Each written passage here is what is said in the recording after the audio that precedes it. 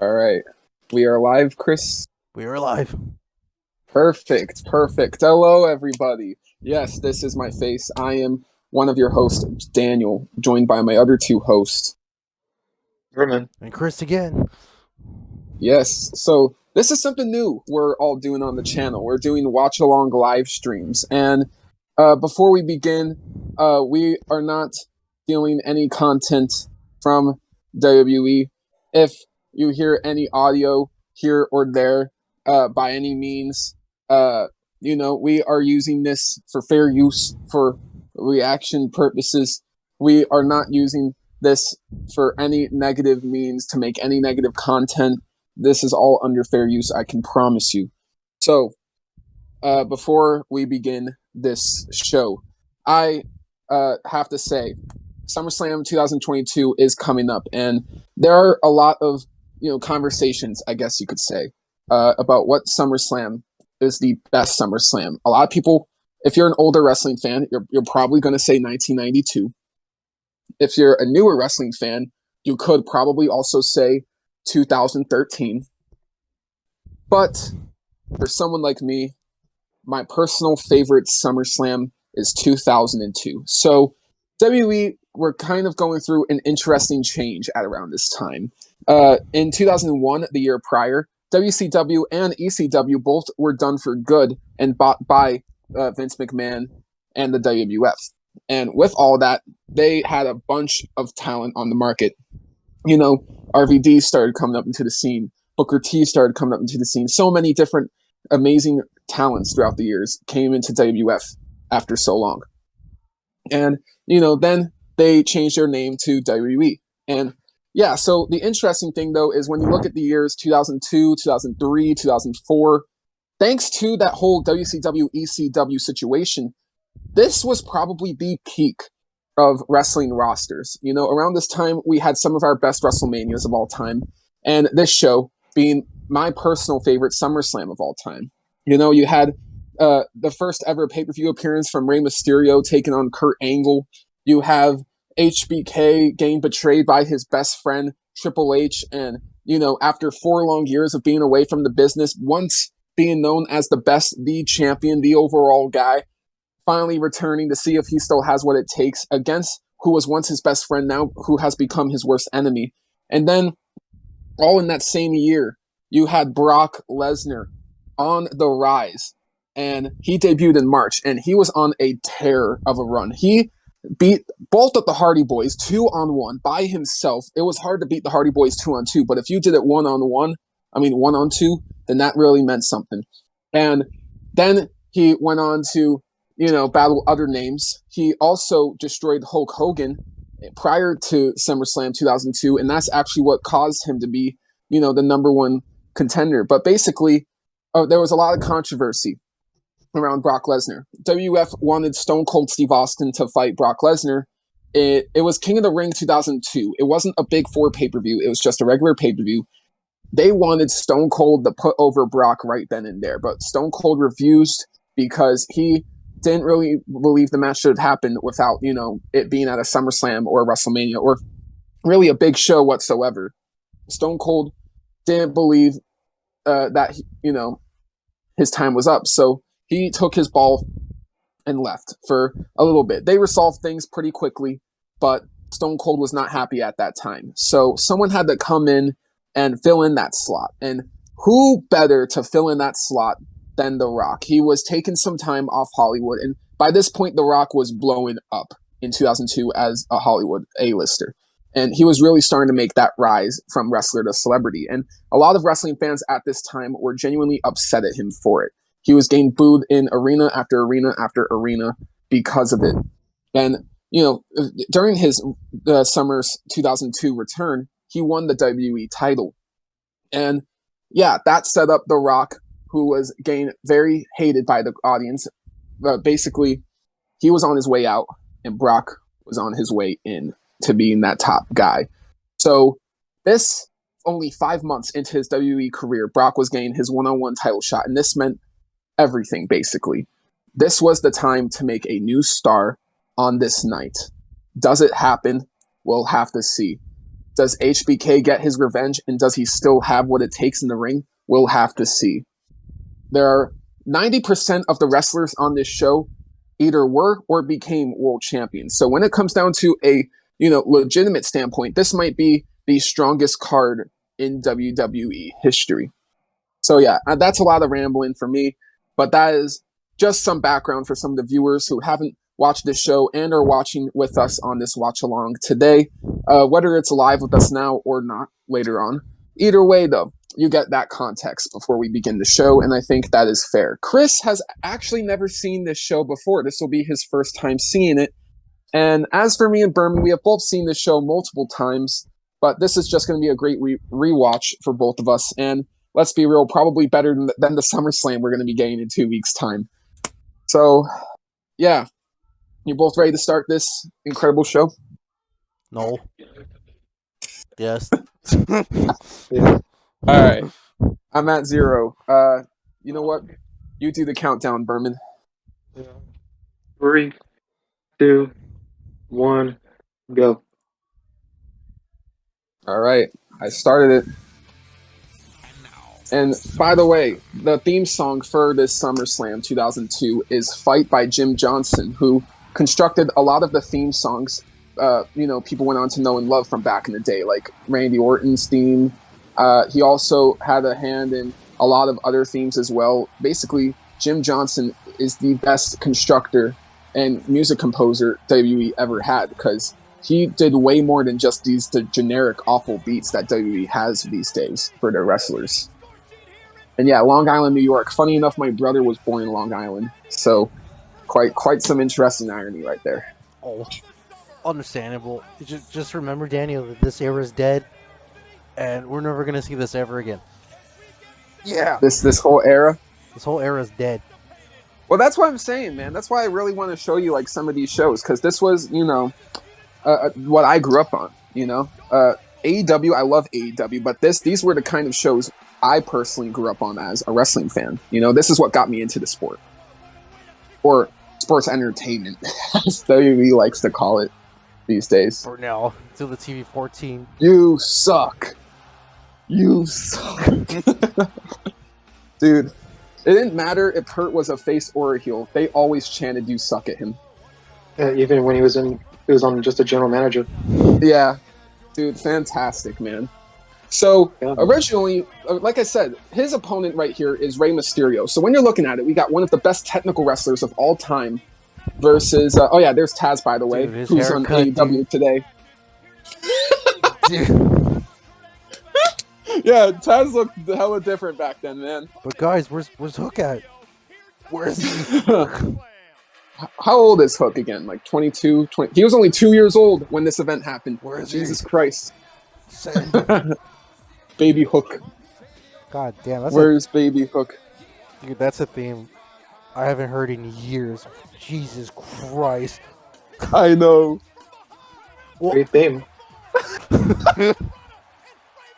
Dude, Kurt Angle was not ready. Dude, he was not. But yeah, as I was saying, though, you got one of the best luchadors of all time versus one of the best technical wrestlers of all time in the opener of the show. So you would expect this match to get 15 to 20 minutes, right? It only got 9.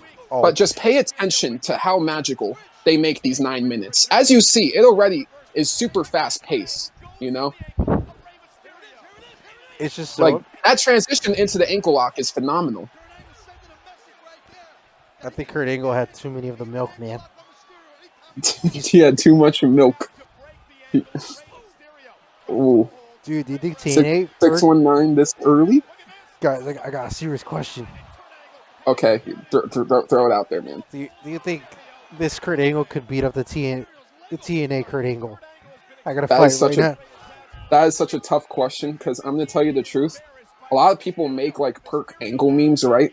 But a lot of my favorite Kurt Angle matches were actually before Perk Angle even happened. Like, the Brock Lesnar Iron Man match? That wasn't Perk Angle. That was this Kurt Angle. And, like, I will admit, though, Kurt Angle had a lot of classics in TNA, though. I feel like when it comes down to booking, TNA might have booked Kurt even better than WWE did. And WWE booked Kurt very well. TNA when they had Kurt Angle, it really felt like Kurt was their end all be all guy, their standard, when they had him. Yeah.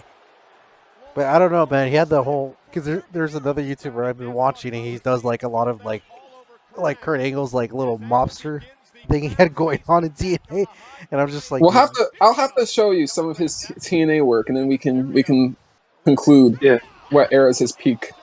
You need to show him the what's it called, Drew McIntyre versus Kurt Angle. Drew Galloway. That's him. Oh, wait, that was definitely okay. That's kind of sus. Kurt Angle. That was a little sus. Wait, what do you mean sus? Dude, Kurt Angle just was grabbing Rey Mysterio by the waist. He just had him on the ring. Oh my god. That was weird. Oh my god. I love his suplexes. His suplexes was a ragdoll. Yeah, dude, Kurt Angle was the real suplex machine before Brock was. Him and Kurt and Taz really were like the two definite suplex machines back in the day. Yeah. I don't even. And I always forget that how young Michael Cole was. I wanted to mention that before anything else. Yeah. So young, right? Well, he was very young here. Why does he look older? What, you think Michael Cole looks older? He looks older like this. Nah, he looks older today. What do you mean? Bro, his goatee looks like something you bought from Spirit Halloween. What is that? Oh. Well, hold up. I'll be right back. I'm gonna get a charger. Fair enough. Dude, why? Birdman, why does the crowd hate Angle so much? He's the prodigy. It's just in general. Mainly because all the things that I think it was Steve Austin, I can't remember if it was Steve Austin or freaking John Cena pretty much made everyone say you suck, just like the Ass Boys from the Gun Club in AEW. Pretty much the exact same thing happened. Just remember that the Acclaim and the Gun Club aren't friends anymore, man. I love the Acclaim right now. The Acclaim is like one of my favorites so far right now. It's just so fun to watch. It's kind of sad, Bourbon. Like watching this stuff. It's just like, how come they can't like fight like this anymore? And I get it because they're older, but yeah, you're not gonna see the type of fight like this. I mean, we already get the TV-14 stuff. All right, I am back. He really loves to spam that move, doesn't he? The German suplex? Yes, sir. Hey, Brock does it too, though. He stole it from Kurt. No. What do you mean, no? Bro, Kurt Angle is just Brock Lesnar. Yeah, no. There would be no... Yeah, Kurt Angle could walk, so Brock could run, you get me? Well, Brock was there since the beginning, man. Kurt was there before Brock. Yeah. What do you think about this match so far, Chris? It's pretty solid. I think it's timeless. I think it's timeless, man. It's great to me, just seeing how good Kurt Angle is before anything, before he's older. Yeah, but no, like I just watched this match, and that's whenever I watch matches like these, I just think to myself, see, every match doesn't need 20 minutes. You can just get like a few minutes and make that shit work. And these two are masters at knowing how to do that. It's just how hyped the crowd is too. They're so into it. Yeah, especially considering how New York, and I'm not just saying this because I'm biased, but New York genuinely, I would say, except for Illinois, is probably the craziest. Has some of the craziest wrestling crowds out there. Well, you're just saying that because you went to the New York Cheesecake Factory. Tripping, my guy. Tripping. Thank you. Tripping. I know Philadelphia crowds are pretty insane too, actually. He's doing the thing. He's doing Warlord's thing.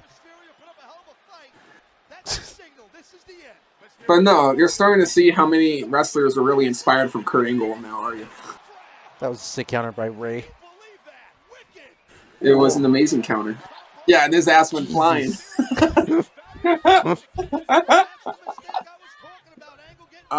the perk. Take some Percocets. Put it in the milk. It's like Popeye with some spinach.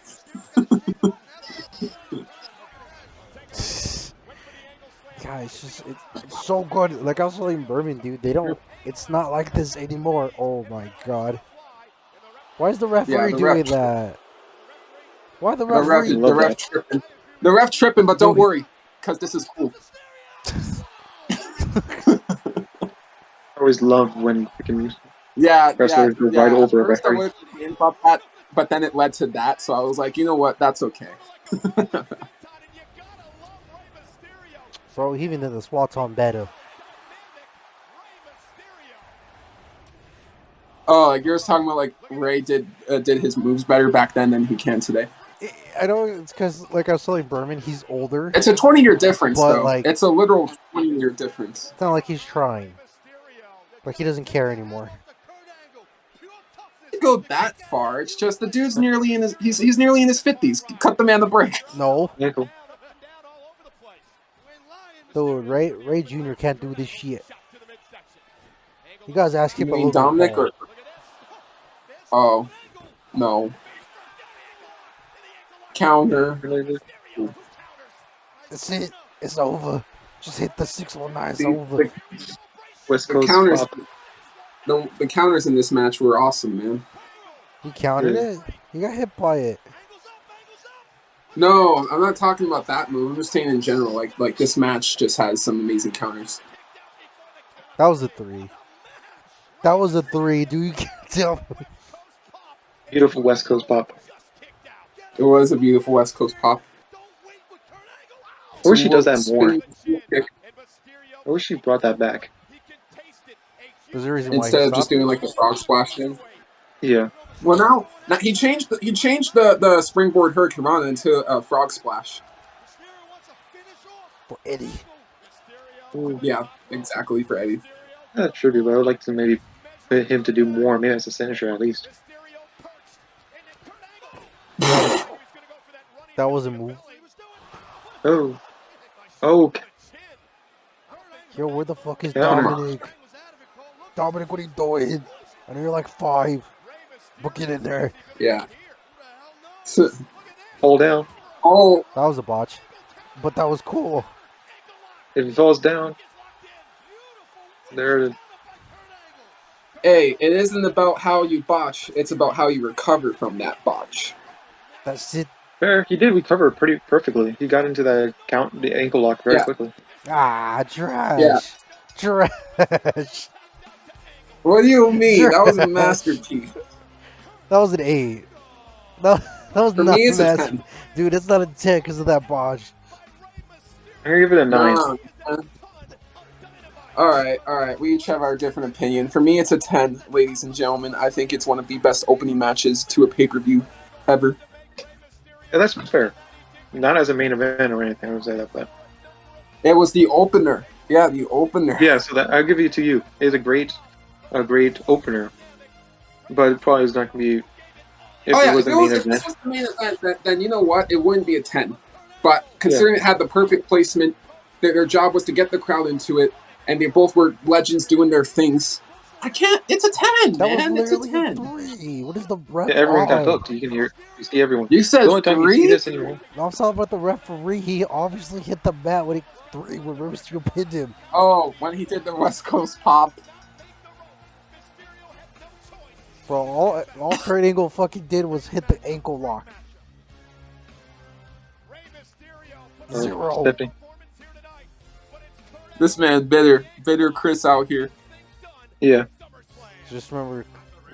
Oh my Oh god. yeah, and then another thing. That's what SmackDown is all about. SmackDown is so by the It's the current owner of WWE because of her Oh. father. There's Eric. Bischoff to try to top that match. Damn. Irony. Well, it's interim owner. Interim owner. That's the right title. What is this? So here's the thing. Stephanie was the SmackDown general manager, while Eric Bischoff right there, who used to run WCW and was the owner of WCW, was the general manager of Raw. Whose pleasure, Eric? Certainly not mine. What is And this was the days of the brand split too. These were the beginning days. Yes, this was the very first year of the brand split ever. That makes more sense too. When I came, I always forget that. Well, That one's as fun. it is SummerSlam, And yeah, at the time, things were a bit weird, because there was only, instead of 2 world champions, there was only 1 world champion. And the rule was the world champion had the privilege to go on both shows. That was how it worked. Kind of what they're doing with Roman Reigns right now, if you think about it. Oh my God, it's young Jim Ross. Holy shit. Yeah. And Jerry King. It's so funny, man. Both Jim Ross and Taz have both worked for AEW now. Holy hell. They both do? Crazy. Yeah, both Jim Ross Y2J. and Taz. Oh, okay. I was like, wait, what? The Y2J. Oh yeah, this is Chris Jericho versus Ric Flair. Jesus Christ, these fucking intros are going so hard. See, they don't do it like this these days. They just have these generic ass terrible theme songs. It must have been. Oh my God, it's young Chris Jericho. Why does he look like that? Why does he look like that? What do you mean? Why does he look like that? What do you mean? He looks like the dude from American Top Team, the UFC dude. What the fuck's his name? I don't know who you're talking about, my friend. I'm sorry. He literally just fought. He fought Cesaro or Claudio. I mean. Are you talking about Jake frickin' Hager? Yes. He's not from American Top Team. I thought he was. He's from Jericho Appreciation Society. Oh. Well, point is, he looks like him, and I don't like it. I see. This is funny though. Him just beating the fuck out of Ric Flair. Oh my God! Oh yeah, then he performed live, and Rick was like, "Woo!"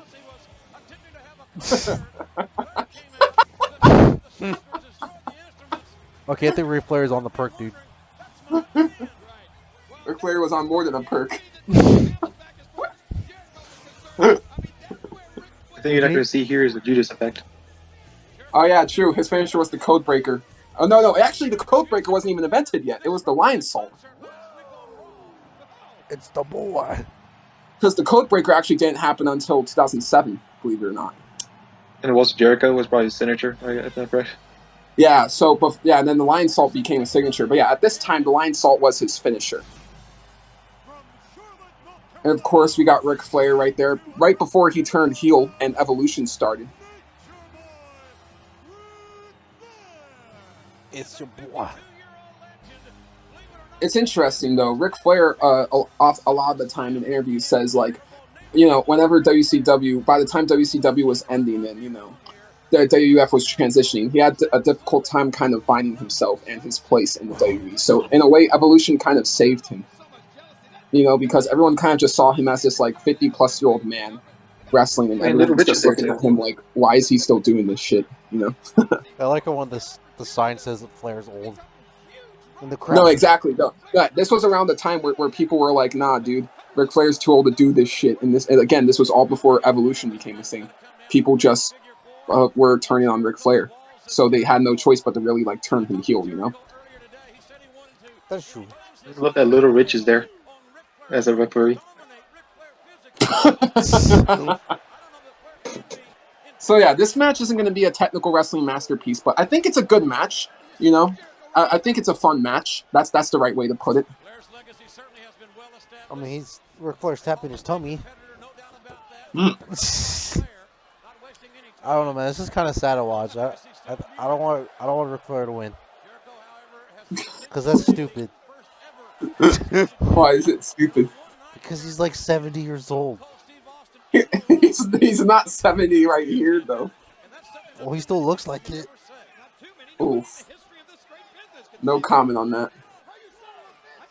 I will say this. Ric Flair did age pretty rough after the mid-90s. Well, that's it. Oh, that was going to be like the Hell in the Cell. No, the ladder match you showed me where Ric Flair took like one bump and just started screaming in agony. That was like the Yeah, best thing. he took a superplex off the top of a ladder. And it was the WrestleMania 22 Money in the Bank ladder match, and he sold that shit like he nearly fucking died. And why he's best in the business. Oh my god, we're doing the chops. You know, He was. this guy is responsible for this garbage in modern wrestling. That is like the worst part of wrestling, are the stupid chops. I disagree with that. It is so old, nobody does it. And everyone does it. Look, it did it again! It's great. He's You doing feel it the pain. again! Someone get hit by it. I'm fine with it, Chris. I don't know why Oh you got my such a problem with it. And he's doing the fake punches that don't connect.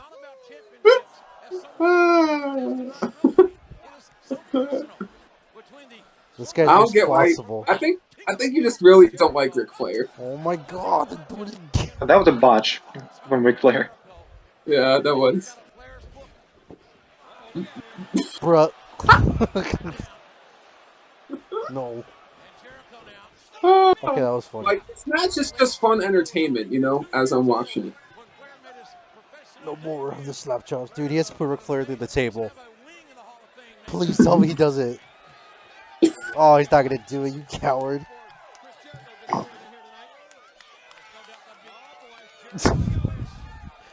I mean, I'll take this through the barricade. That was lame.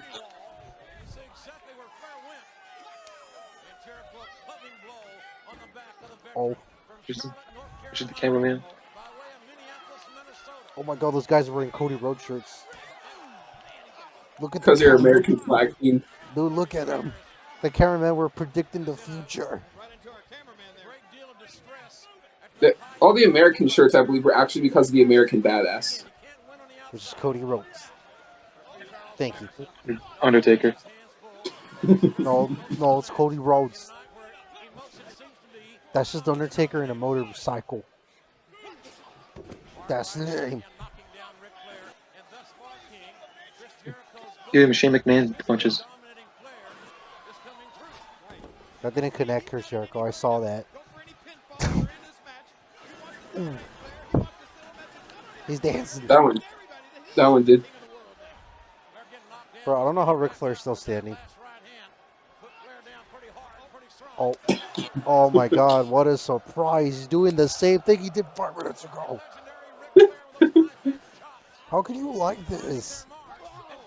It's so stupid. I think Ric Flair is one of the older wrestlers that on this. Dude, Goldberg He came out did with better. Berman Goldberg does this better.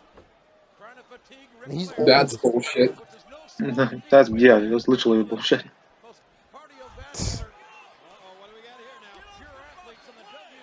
Oh. I kind of like how these Little Rick, referees are. good move. Oh. What the fuck? Oh my god. This ref is retarded. What is he doing? Oh my god.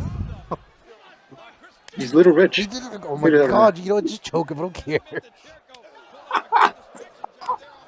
This is what made him so popular in the 80s. This is like revolutionary. I could do this.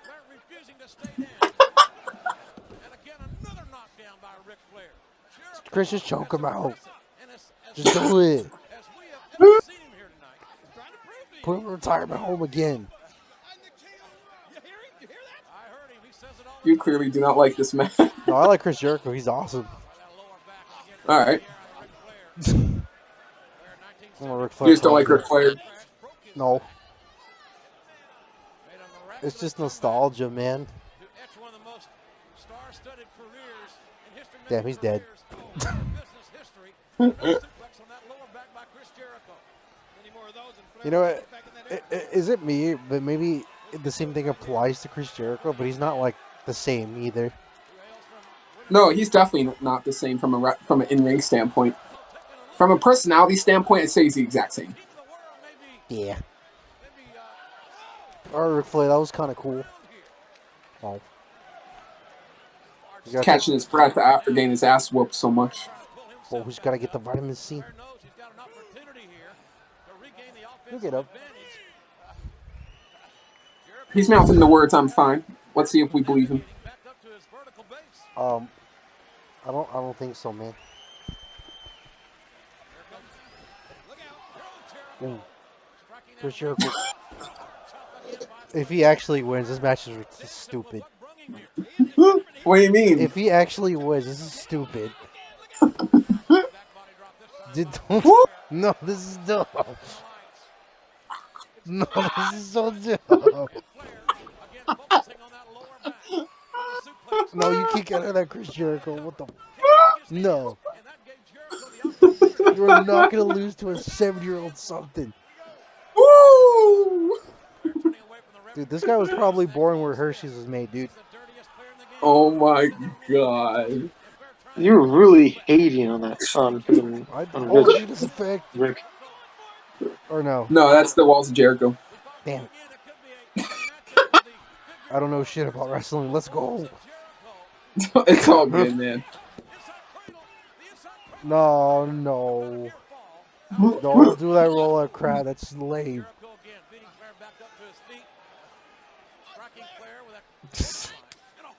Stop. This is so stupid. I'm enjoying myself, man. I mean, I think it's a cool match, but I don't like Ric Flair. I don't think I ever did. Yeah, I don't think you ever did. Have you watched Shawn Michaels versus Ric Flair WrestleMania? I did. That was a great match. You didn't like them, and you didn't like Ric Flair there. No, it was sad, especially the ending. That's weird to me. Oh, he's about to do the Walls of Jericho and Jericho. Bro is older than the Walls, man. Oh.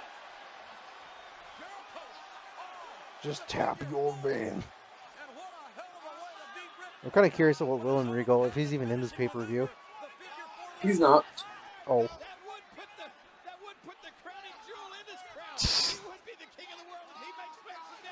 He was a Raw star at the time, but he wasn't on the show. It's just so weird to me that he actually wrestled. I don't believe it. William Regal? Yeah.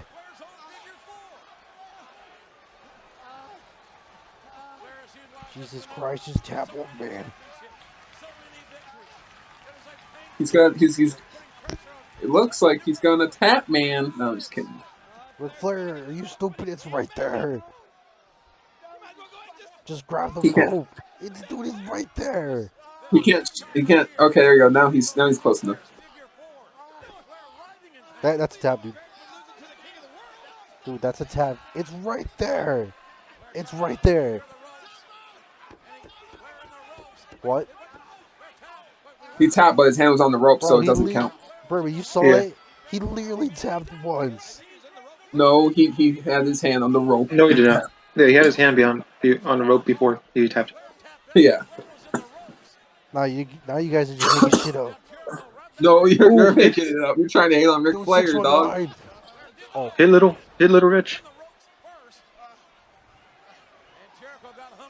Oh.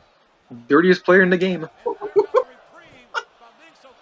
Ref, what are you doing? He didn't even hit you. Oh my. No. No, that's stupid. Dude, he's literally humping the air. Are you fucking kidding me? Are you being serious right now? Are you being serious? Dude, no wonder Sammy's better than you, Jericho. Oh, no wonder Sammy carries the team. Rating for this match, I would give it a 7. 7-2. I'm giving this a 5. That was dumb. Obviously, with his being angry about the match. I'm not being angry at the match, bro, man. I'm just calling out what's obvious. Ric Flair. What can you expect? Bro. Woo! It's like, you didn't earn that, old man. You fucking cheated. Oh my god. Well, that was a fun match. Yeah, it was pretty fun. Just like See, yeah, in no, slow mo. His no, hand, no. they're coming. Before that, no, No, right it before didn't. that. No, it No, he didn't. grabbed the rope first. He grabbed the rope Yeah, first, and he then grabbed the he rope taps. first. That's your guy. Dude's literally humping there. No one said that's their guy. That's your What, yo, guy. why are you tripping so much about Ric Flair? The worst wrestler, the worst theme, and the worst inventor of moves.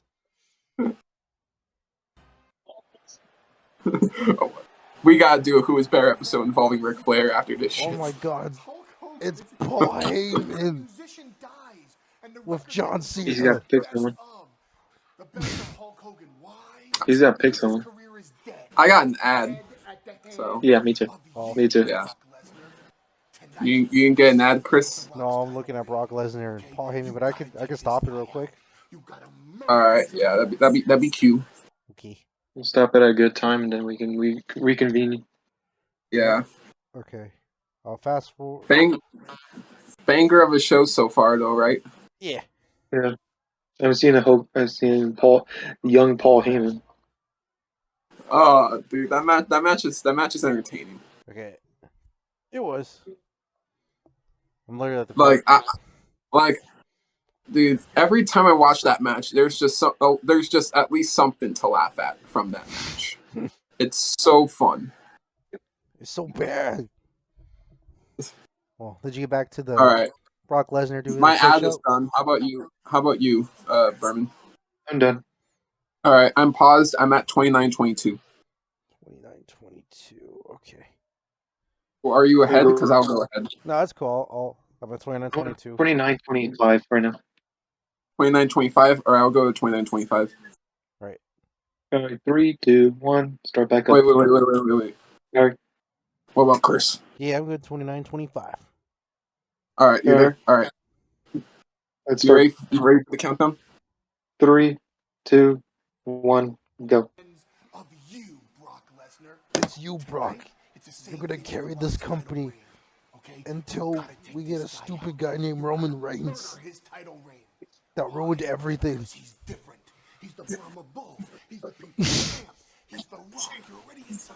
Dude, I'm just saying. You know what's convenient, by the way, about us watching this? Yo. I didn't even think about it. 2002, Brock fights The Rock in the main event. 20 years later, Brock is fighting his cousin. I didn't even realize that. He's literally, yeah, in 20-year difference, he's still fighting the family, bro. I'm ready. I'm ready to leave this company to go UFC, bro. Interesting how Paul Heyman changed over time. Dude, Brock looked like a beast so right skinny. there. Yeah, he's so still skinny. looks like a beast. Dude, you know what's crazy about it, though? Realizing how Brock is 25 years old at that time. Oh. That's insane. 25-year-old Brock Yeah, still could kill all of us. The best one. You know, guys, I guarantee even 18-year-old Brock could probably kill all of us, too. The poor Eddie, what the fuck? No, fuck you. That was brutal. No. I don't remember seeing that. I don't remember seeing that. This is your SummerSlam, Daniel? This is your SummerSlam. Pork. I see right behind Eddie. Pork. Dude, that is more fun to me. That's just messed up seeing that. Report Eddie. The fact that the People camera had no cut chill. to that. The crowd had no chill back in the day. That's all I have to say. No censoring crowd. You know, honestly, that's fine. They should go back to that era. Dude, looking back at this, it's like, God, a sign even half that bad wouldn't even get into Who's an fighting arena Edge? these days. Holy Oh yeah, shit. epileptic warning. This is gonna be awesome. Yeah, Eddie Guerrero versus Edge. Great match right here. In my opinion, it's a sleeper hit because they were both. Neither of these two won the world titles yet, but you know everyone knew both of these guys were eventually going to become world champions. But yeah, they were both on the rise on SmackDown. And here's the thing: during the brand split, Raw was kind of struggling a little bit, but SmackDown was probably at its very peak. and that was thanks to having talent like Kurt Angle, Rey Mysterio, Edge, Eddie Guerrero. The talent list for SmackDown was insane, and a lot of these guys were the future, pre-world champs and everything. It's just insane to think about. Yeah. Yeah, Edge looks The music super is young great. right here, man. Super The young. music sounds great too. Yeah, Edge's old music sounds great too. yeah. This was pre-world champ Eddie, and yeah, man, it's just crazy to think about. It's just wild, man.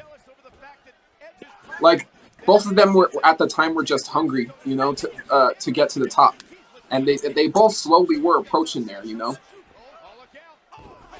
Oh man, it'll be a good versus episode Huh? if we do like Eddie versus Ray. That would be a very interesting one. I don't know who I would think is better. You don't pick an Eddie. That's a tough one. Who would you give it to, Berman? I think Ray. There's the You would say episode. Ray? That is an episode, ladies and Yeah, we gentlemen. could. It'd be fun. That is definitely an episode. Both of them are in my top 10 greatest of all time, probably. Damn. You know what? That's going to be a really good episode. You know what? I would really like. I hope this match is longer than 9 minutes because this is so sick. Edge and Eddie. Yeah. Let me. You know what? I'll do something nice. I'll go check how long it is while I'm on. That take myself off video. Understandable. So let's see what we got going for Edge and Eddie. Love that ring attire. Nice white and gold color. Yeah, both their attires look great. Yeah. Ooh.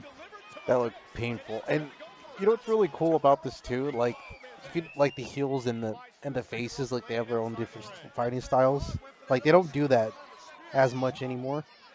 No, yeah, that's another reason I really love SummerSlam 2002, because if you pay attention to all these matches so far, they're all clash of styles. Jericho and Flair, two completely different wrestlers. Kurt and Ray, two completely different wrestlers. And now Edge and Eddie, two completely different wrestlers. It makes these shows feel more versatile. You get what I mean? Yeah. You just need to bring them back. Jesus. Bring all that stuff back from the old, so they can maybe get better TV. This match is 12 minutes. That's it? Yeah. Again, they were both kind of just mid-carders at the time on the rise. This is considered mid-quarter? Mid-carder. That's wild. That's how huge the roster in 2002 was, my friend. That's why I think this was the peak of wrestling rosters when it comes to WWE. Yum yum. Excuse me. Eddie, what the hell? What was that? Yeah, I just read the entire card. You want to know something crazy? Yo. Only 3 wrestlers on the entire card never became world champion. Oh. Those 3 wrestlers are Lance Storm, Goldust, and Test. Everyone else on the show is a world champion. Even though these 2 weren't world champs. Again, not yet. How long was Eddie's run as the title before he passed away? He won it in February of 2004 and dropped it in, was it June or July? I'm going to check right now so I don't get my facts wrong. It was 4 or 5 months for sure. Edge in this time period looks like Riddle a little bit. Don't say that, Bourbon. No, just literally his face in that freaking hammerlock looks like freaking Riddle. Bro, maybe that's like Riddle's last father. Okay, he lost it in June to JBL, so 4.5 months. He defended the title against Kurt Angle in a feud, and he beat JBL before he lost to JBL as well. So he had two feuds for the title: Kurt Angle and JBL. Dude, it's slow, but it's definitely fun. So yeah, that's why I'm calling it a sleeper hit. You know, it's a great match because again, they were both just mid carders at the time and very hungry for success. God damn it, Eddie. So that's where MJF stole it from. Just the whole time in the whole video, like, so that's where Tony Khan got these ideas from.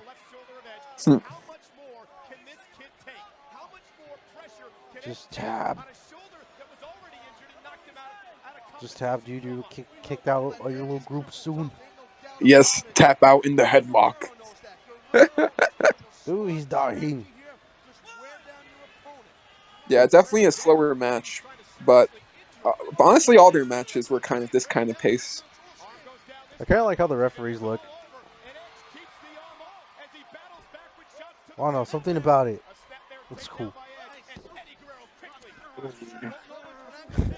You guys, I do like how they do it. People had crazier hairstyles back in the day because people didn't judge each other as much for their hair. Like, dude, Yep. I was watching this right in 2001. Literally, Jeff Hardy's hair was all red, just completely red. And I was just like, damn. If that happened in 2021, we all know what happened. what happened? Bro, I don't know what happened. We're in 2002 right now, man. Well, simply, yeah, we're not going to talk about what would happen in the current days.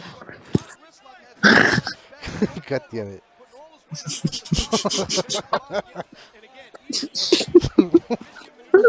I think you're starting to understand what I'm saying a little bit. I don't know what you're talking about, man. I just have my bullet and then I have my Nintendo 64 right now, dude. Nice. 2002. I always like the scoop thing. And it's crazy too because Taz Oh, the still. scoop slam, yeah. What's up? Oh yeah, you're talking about like that scoop slam that he just did. It's cool, and then like Taz hasn't really like lost his beard, right, Berman? When it comes to commentary. Yeah, No. Taz definitely hasn't. He's the Another thing I exact. noticed. Sorry, you go first. Oh no, that's all I had to say. My bad. Yeah. Because I noticed something, and just because I probably didn't pay attention the first time, the announcer is the exact same announcer as Ring of Honor. That's not correct. Is it? The ring, yeah, the entrance announcer, who say the name of the wrestler, sounds exactly as Ring of Honor. Is it Justin Roberts? Justin Roberts is an AEW from what I know of, but It just sounds exactly like it. interesting. The Ring of Honor guy. I forget like the really low voice. I forgot the guy's name. I see. Yeah. Definitely a good match, though. A really good match. It's really fun watching these kind of matches. It really is, man. It takes me back. I know this is super off topic, but there's like a match you guys like watch with Eddie and Ray. It sounds so stupid, but it actually goes pretty hard. Is it from what? Their WCW days, WF days? It's from TNA. Wait, Eddie and Ray from TNA? Yeah. They never were in TNA. It was like a one-time pay-per-view kind of event. Do you want to guess who the opponents was? Sure. It's a rap group. It's a rap group. Bernie, you're more than welcome to guess as well. Like Ice Cube and Ice T. No, it's another rap group, dude. It's like two dudes. It's just two dudes. Dude, come on. I can't think of it. Dude, come on. I don't know what other. Two white guys that are rappers. Dude, come on. Beastie Boys. No, but you're getting there. Oh, I was close. Ooh. Daniel, come on. You like Kendrick Lamar. You should know this. This guy. Dude, I'm giving you one more chance. It's literally two white dudes that are rappers. If you... Okay, think of John Cena No, and, think- and his friend. no, think of two rappers who'd be into like wrestling, like in the early '90s. Like the only two people you would imagine that would be into this shit. I genuinely do not know. Daniel, Furby, you killing me. Ooh, that was cool. Can't think of it right now because it's so. Oh my god, It's been so long, but I can't remember. dude, you can get it. I believe. Dude, come on, you can get it. I just love the execution.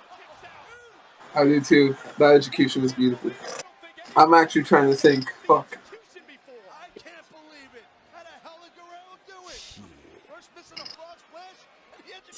Come on, dude. I I know don't know, you. man. Dude, come I don't on. know. Dude, I don't. okay, what it? I don't know. Okay, man. what it? Okay, the name of the rap group? I'll give you like one more hint. It starts with an I. It starts with an I. I still don't know. Dude, come on. I can't even think about it. Dude, you're telling me you guys never heard of the Insane Clown Posse? No. Clown You guys Posse don't. fought Eddie Guerrero and Rey Mysterio. Yes, that was a real fucking match on TNA. That was I a real don't match. believe. I do not believe you. It was a real match. No. I'm not even joking. You are absolutely fucking. I refuse to believe Frog that. splash on the shoulder. But just if you guys do, and the guys, the 5 viewers who watch this, just look up Violent J and Shaggy 2 Dope take on Rey Mysterio and Eddie Guerrero. It is so good. There's no fucking Dude, way. it's a real match. There's no It's a real way. match. I refuse to believe. Dude, it's so underrated. It's so good. I'm looking this up. I need to know if you're telling the truth. There's no way. It really happened. Spear. Ooh, spear. Spear. Spear. 1, 2, Damn. 3. Rip. Okay, well, to get back in topic, Berman, what do you think of the match out of 10? See. 8.5. I do like the match. The ending was good. Honestly, yeah, so far it's my favorite. There's a part of the match I don't know if we were talking too much, but he cross-bodied, like he hit a very stiff cross-body on Eddie. Oh yeah, I know what part you're talking about. It was so stiff. I was like, Jesus.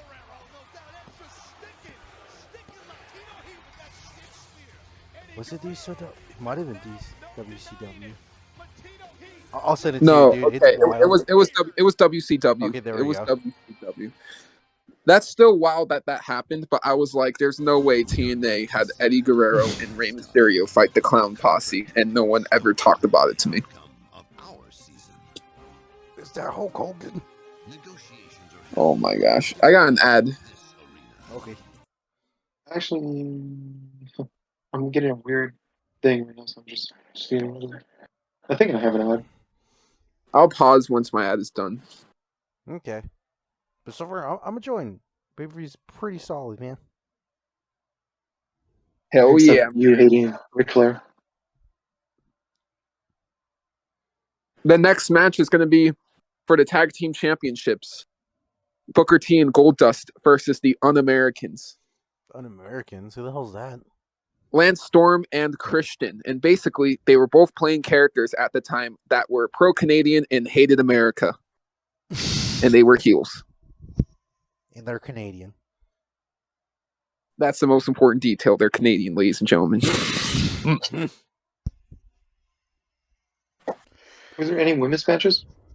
On this entire show, Yeah. Eh? let me double check. Bro, tell me why when I try to search up that match. Oh my god, there is not. Oh. There is no women's matches on this show. That is really messed up, man. Was there any Alright, I like paused it. big divas around this time? Like No, yeah, big, WWE didn't care at all about women at this time, yeah. they still They don't. really did. Oh. I'm on 45:22 right now. I paused it. Oh, 45-22. Yeah. Okay. Whenever you guys done with it, you are not. I'll resume. Start the countdown. Alright. Danny, you ready? Yep. Alright. 3, 2, 1, go. When two sides have a problem, Jesus Christ, why does Undertaker look like that? face to face. He's the American Badass. Wrestling Yeah. entertainment. Why? That was a good era for him too. I did like that era of him. His music was probably one of the best music. Gentlemen, in just a few moments, you'll defend your WWE Tag Team titles against I was Booker literally T just watching a and video about that Goldust. man on the right. Our thoughts? I was literally just watching a video about him. Oh, About Jonathan Coachman. Yeah, about how he's like the worst and fought like all these like top tier wrestler dudes for like no reason. We have to do it here. He fought a lot of top tier wrestlers. That is true. Yeah. What we mean by that is we performed in cities all over this country. Ooh, I get Long it. Island crowd It's un-American typifies because the American flag is audience. upside down. Lazy, Exactly. unappreciative, unresponsive, and spoiled. It's spoiled. The sickening part about it is they'll all be sitting on their hands. Did these three while guys ever do athletes like anything? myself and Lance will be You know performing Christian. at a world-class level. Do I? Christian It's Cage? just like greedy Yeah, it's Americans. Christian Oh my Cage on the God, right. you're right. They're always wanting more. Dude, what the hell? We'll give them more. Who's the guy holding the flag? More of the un-American Test, who was fighting the Test, Undertaker on the show. tag team champions. Don't tell him about Jungle Boy and Luchasaurus, man. Sucker. He can literally fight. He can still wrestle. Oh my God, it's Oh, Cody Rhodes. Goldust. Goldust is so. Yes, it's Cody Rhodes. I always forget that he has this blonde hair he always had. He's always fun. Dude, what did they don't kill Goldust, man? No love for Dustin? Yeah, that's great. I just love it. It's just like his blonde hair just looks weird. Bro, why does Dustin look so bad? That can't be a real character, right? Nobody. No, that was his character for the entirety of his company, WWE time. Oh. Oh. He was never Dustin until AEW. Really. That's true. He changed his blonde. He started not wearing his blonde wigs more in the earlier times. And in WCW, he was Dustin, but basically the same character as Goldust in WCW. God, I just love how it just says un-American and the announcer's like, they're Canadian. Bastards. Well, I'll be right back, guys. I'm gonna go check on the animals around my house, feed them dinner. It's all Gucci. But yeah, I'll be right back in a few minutes. Just enjoy the match. I can't believe this, Burger. This is so... It's so wild, dude. What they go? Which one? The Un-Americans or the Goldust? Un-Americans. Like they could not do this now. They could not fucking do this. They could if they change a little bit. They could really do this. It's always funny. This is such a weird team, but why would they even like be on the same team? It doesn't even make sense. Booker and Edge. Sorry, Booker and Goldust. Yeah. They're really they're kind of like an unlikely duo, kind of like Sheamus and Cesaro, kind of. That's their kind of, or Rock and Sock was another one that I think they pretty much did that. They pretty much repeated Rock and Sock, but with Booker T and Goldust. Oh. He did not just do that. Yeah, He did not. just scoops them. Goldust is like this creepy character. Most of this like weird character. Bro, I don't understand the character. It's so weird. It is weird. I mean, it's crazy too, just because Dustin still fights like this. So what's the excuse for Ric Flair? They're like the same age. Yeah, but this time he's like younger. He just has better. He gets a lot more moves. You know, you're right. It sucks too. Well, that sucks, but like I was saying earlier, like Booker T recently like had a match and he's still so good at it. Yeah. Like they should Booker just T's bring are him good. back.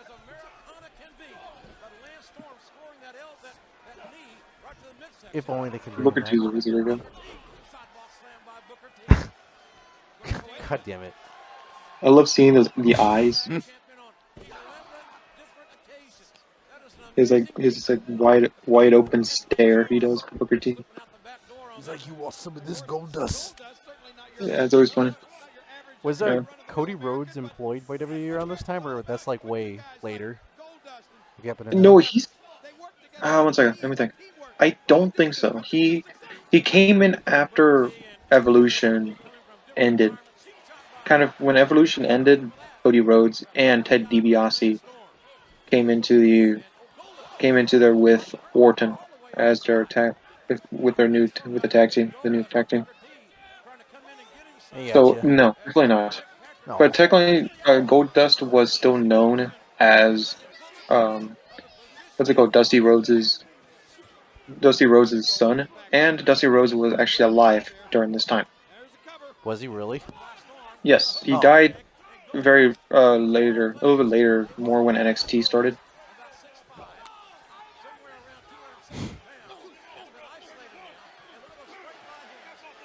Just get off of him, breath. Well, I know this is kind of like being like too critical, but like, what makes them like un-American now? Because I don't buy it. They're just saying like, yeah, I'm better. Canada is better than United States. Is what Kevin Owens sometimes did. He did that like a good amount of times where like he said, "Oh, Canada is so much better. It has so much better people. They're not hillbillies." That's pretty much what Kevin Owens did. They kind of did the exact same thing. No.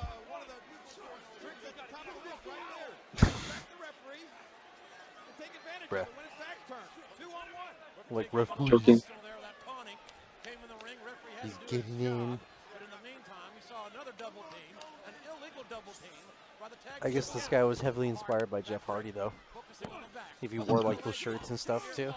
I think they both debuted around the same time. And to be fair, they're both very completely different gimmicks. Jeff Hardy just did face paint. Goldust character was an actual creep. Oh, I thought you were just being mean. No. A lot of people kind of believe that he might have had a thing for Booker T, which is why he probably pursued him as to be his tag team partner in the first place. So that's why they teamed up. I Possibly. understand. But then they actually became homies through it all. I don't think I want to be homies with someone like that. Well, to be fair, I don't think Booker... Well, to be fair, no. It's a theory.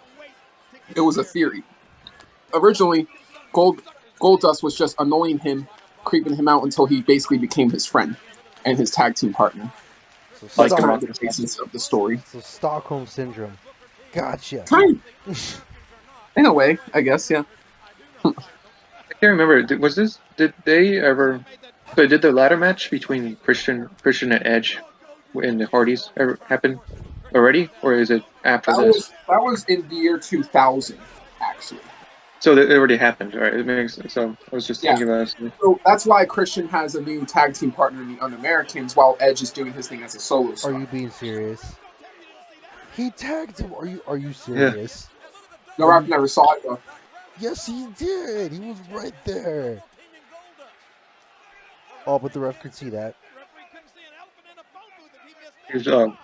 Christian made a point like that. Christian has like the same shirt that Jeff Hardy does sometimes, with that see-through, like the whole shirt. Yeah. So maybe it's like he's probably just wearing that shirt because of the Jeff Hardy match that happened. Huh.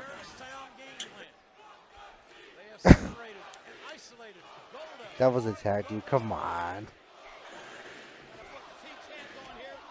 Dude. I forget, Christian Cage is not in this match, right? That is Christian Cage in the ring. Which one? The long-haired one. Yeah, the long hair one. Oh. No. The road. That was nice. It was a nice little whatever that was. slingshot. Mm-hmm. He's like, ref, come on.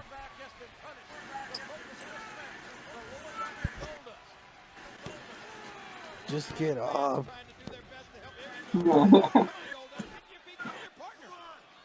Damn, dude.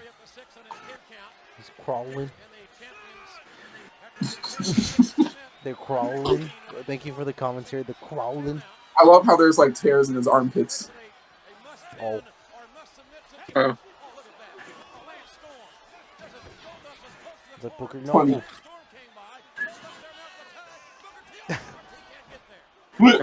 Oh. That's pretty cool. What? Stop. Uh-oh. Stop. Are you kidding me? They don't hear that? Okay, cool. Cool. You want Goldust and Booker T to win? Yes.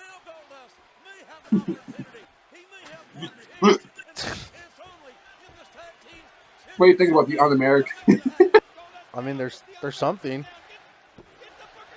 Oh, there's a tear in his armpit. Oh. And both his armpits. You bet that he gets so sweaty with that freaking full body freaking suit. Booker. Stop. No. No slap chops for you, Booker T. That's lame.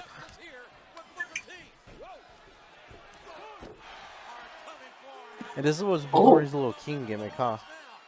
Yeah, way before. Just do it. Yes. Oh.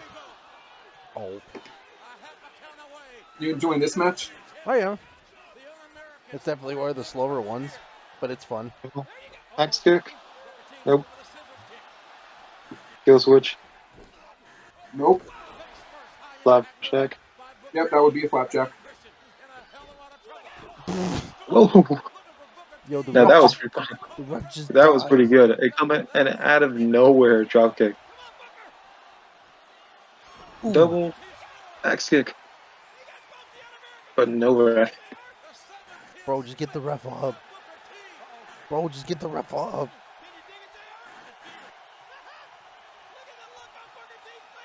Spinneroonie. He did the thing. Yes. I love freaking J. I love JRs. Oh, not J. Goldust. King Hey, Jerry. Bro, I think the ref is actually dying. Oh, titles. You're getting hit by the title. Oh no. So get out of here. Who the hell is that? Test. He's testing my patience. Even Test's finisher, it was the TKO. So there's another thing I remember. Are you serious? Oh well. That was lame.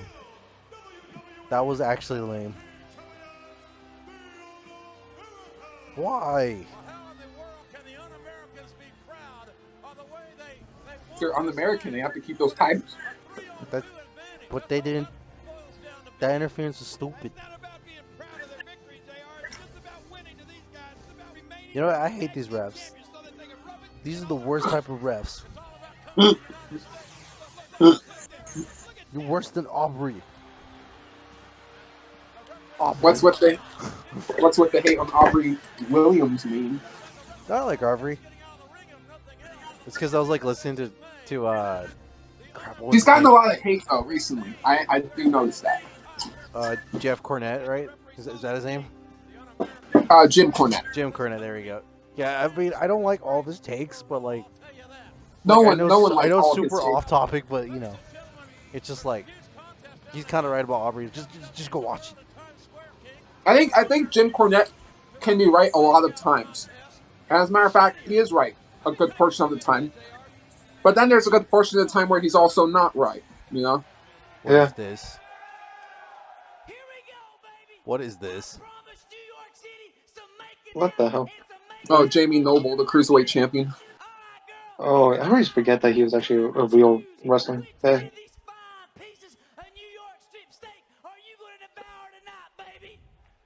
Bro, she's not even that hot.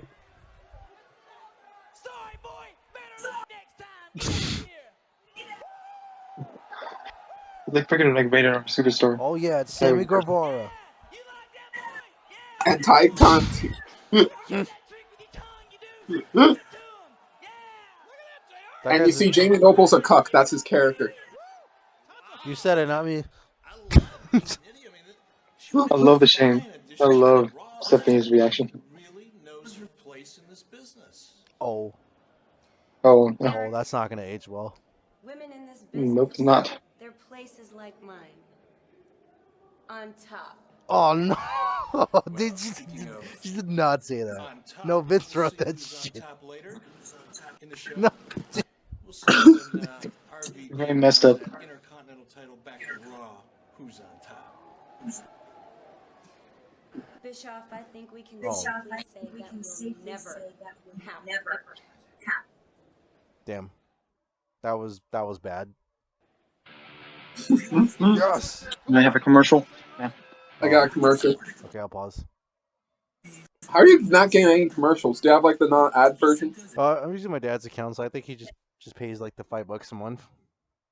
I see. Oh man, that didn't. Oh man, that's bad. He's like, I'll get on top, like all the women in this industry. I'm just like, whoa, you can't say that. You definitely can't say that now. Very messed up that he said that Bischoff said that. Pretty ironic, because of Hush Money. Oh, was Vince trying to tell us it back in 2002? Oh my god. It was the beginning. Thank you guys. I just started. I just paused it. Thank you guys. I just got us fucking canceled on Twitter. Hold. All right. What time are you guys at? About An hour and 1 minute and 25 seconds. All right, 25. Alright, I'll go back to 25 seconds. Next match, if not correct, is the Chris Benoit versus RVD. Ah, That's Chris's cool. favorite wrestler. No, I'm just kidding. I'm just kidding. I like RVD. Yeah, that's who I was talking about. Alright, So ready? so. I set it up. 3, 2, 1, go. You know Rob Van Dam still wants to fight. He is still kind of fighting in Impact. It's wild we're about to watch, Rob Van Dam fight an Invisible Man.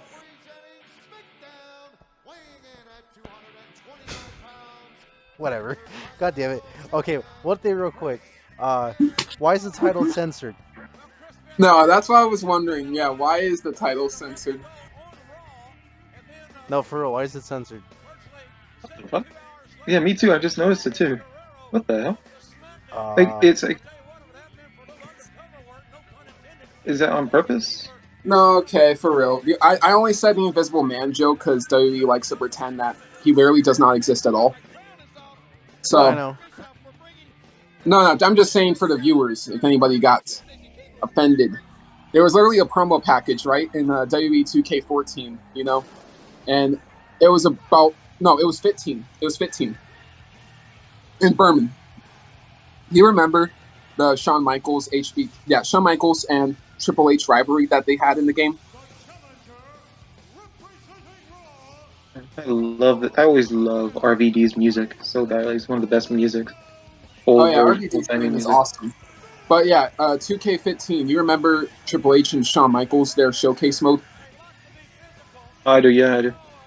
The one funny detail, right, was they got to WrestleMania 20, and it was the triple threat between Chris Benoit, HBK, and Triple H, and basically this is literally what the narrator said.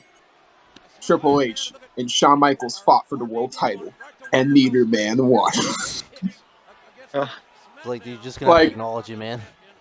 Like, they literally, at that rate, I was just like, dude, just say his name. What are we doing? I mean, I get it.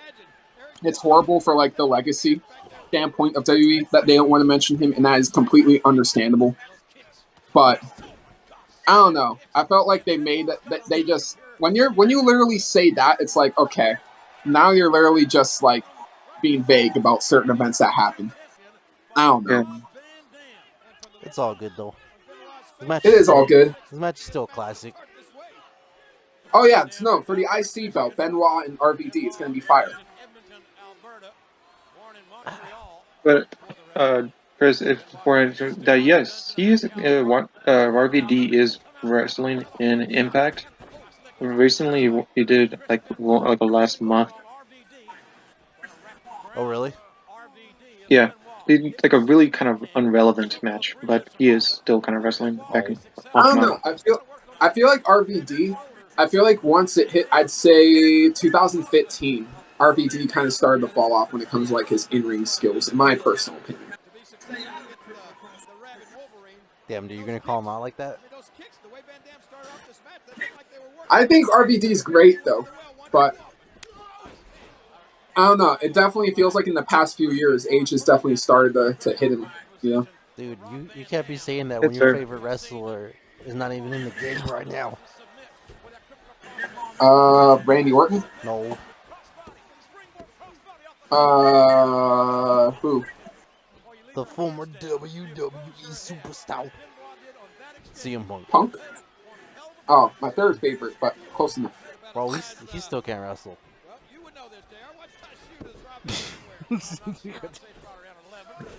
Dude, live reaction. Just see Danny's face. I just, Jesus, though, folded RVD. yeah, you stay Yeah, quiet. that German suplex Yeah, was you stay vicious. quiet. I stay quiet. Nah, dude. Punk is, without a doubt, one of the greats of the 2010s, dog. And he didn't even compete in the majority of the 2010s. He was great. Damn. Was. He's a hater Was. to CM Punk. Bro, you Yeah, can't what a say that. hater. You know what's the definition of a hater? They need to bring him up in every single video that we do, even on a show that he's not even featured on. He wasn't good enough to be in 2002. Yeah, He that's was a hater. he was in Ring of Honor in 2002, my friend. What a nerd. MJF was right about you kind of fans. My God. Dude, I miss him so much. Dude, he needs to come back to EW. It's not the same. You know what would be so fucked? Yo, What if his next appearance in wrestling's in WWE? I would actually cry. I would actually have to watch it just for him. No, but you know what would be even crazier to think about though? Yeah.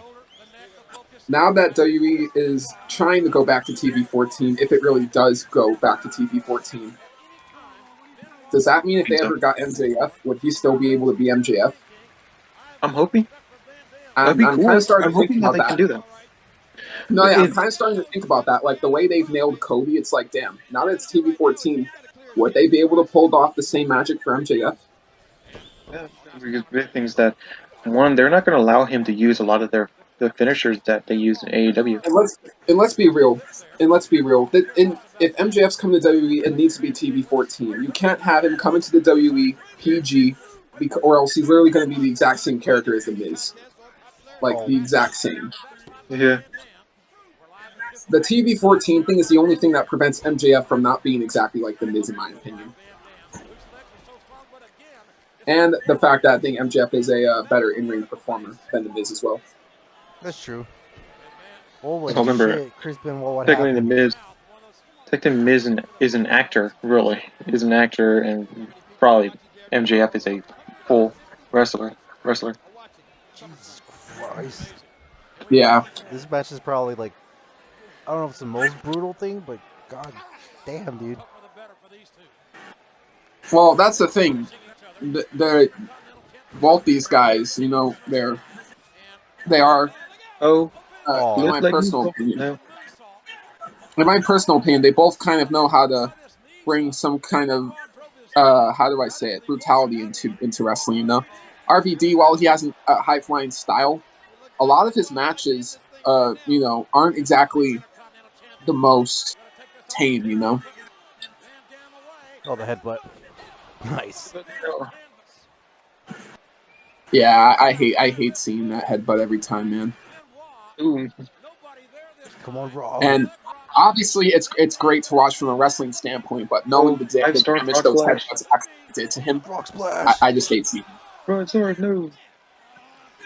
And he missed the frog splash, but missing a frog splash definitely doesn't hurt as much as missing a headbutt. I can guarantee that, viewers. No, crossface. Oh, His bloody teeth. dude, how? What? That's What that's happened? another thing.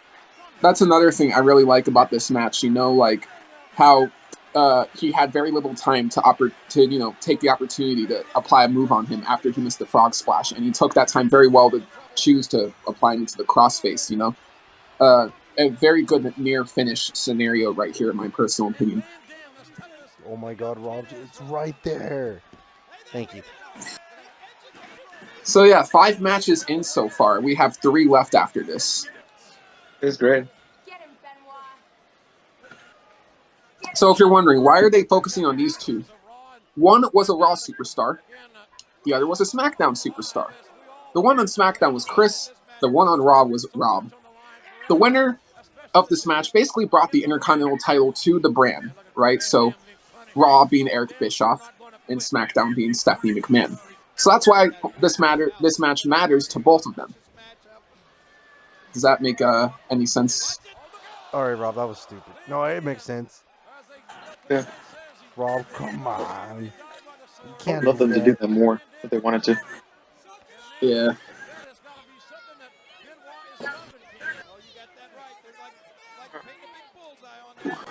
WWE Network. Figure that arm. So your favorite match so far, I'm assuming, is Edge and Eddie.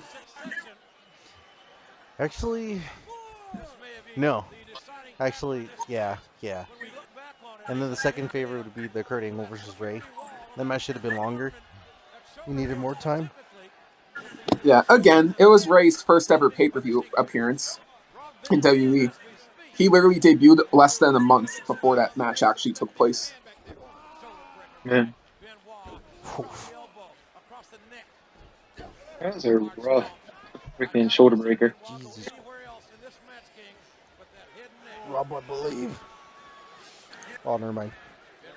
2002 was such an insane year when you think about it, you know? Cena, Orton, Rey, Mysterio, Batista, Brock Lesnar, all 5 of them, their first year was 2002. And Rey being in the opener, Brock being in the main event. You know, 2002 was quite the year for the promotion. And again, the year after they beat WCW and ECW, so they just had this insane roster at the time. Big change for everyone.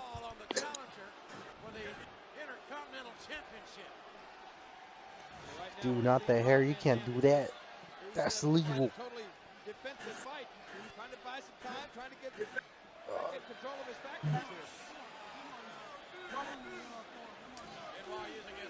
Well, please. Just do a backflip right now. Just magically do a backflip.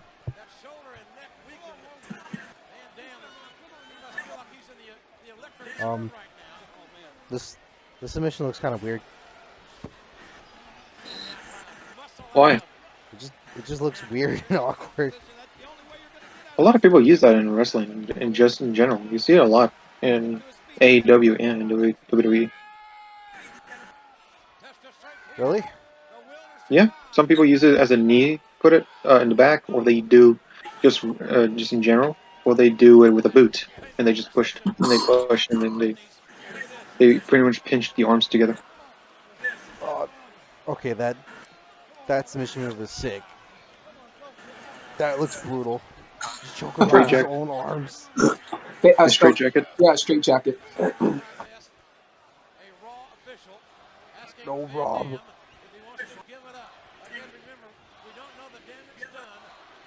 He's gonna do it. Oh. Man, Now, here's a good question for you, Chris. Yo, So the SummerSlam happening this year, do you think it'll be a better show than this one? oh yeah, of course, dude, because everything's gonna be Eddie Guerrero. You know, no one's gonna top him, bro. No, dude, this SummerSlam's gonna suck. I mean, we'll watch it obviously, but like, I'm not really. It'll be cool hanging with you guys, but Oh, ooh. only if they make that SummerSlam freaking PG-14 too. Like, just do that. It might be better. It might be good. Not better, but okay. Here's the thing. I think they'll show elements of TV 14 for the next few weeks. I don't think they'll be fully TV 14 till probably, I'd say, by Survivor Series. I kind of hope they do that for NXT too, because I think NXT right now is like PG. Yeah, honestly, I feel like NXT could use a TV 14 change as well. Yeah. Or higher. I would like to give them like another higher one than TV. Honestly, I'm gonna tell you the one thing about the 2.0 era, right? Mm-hmm.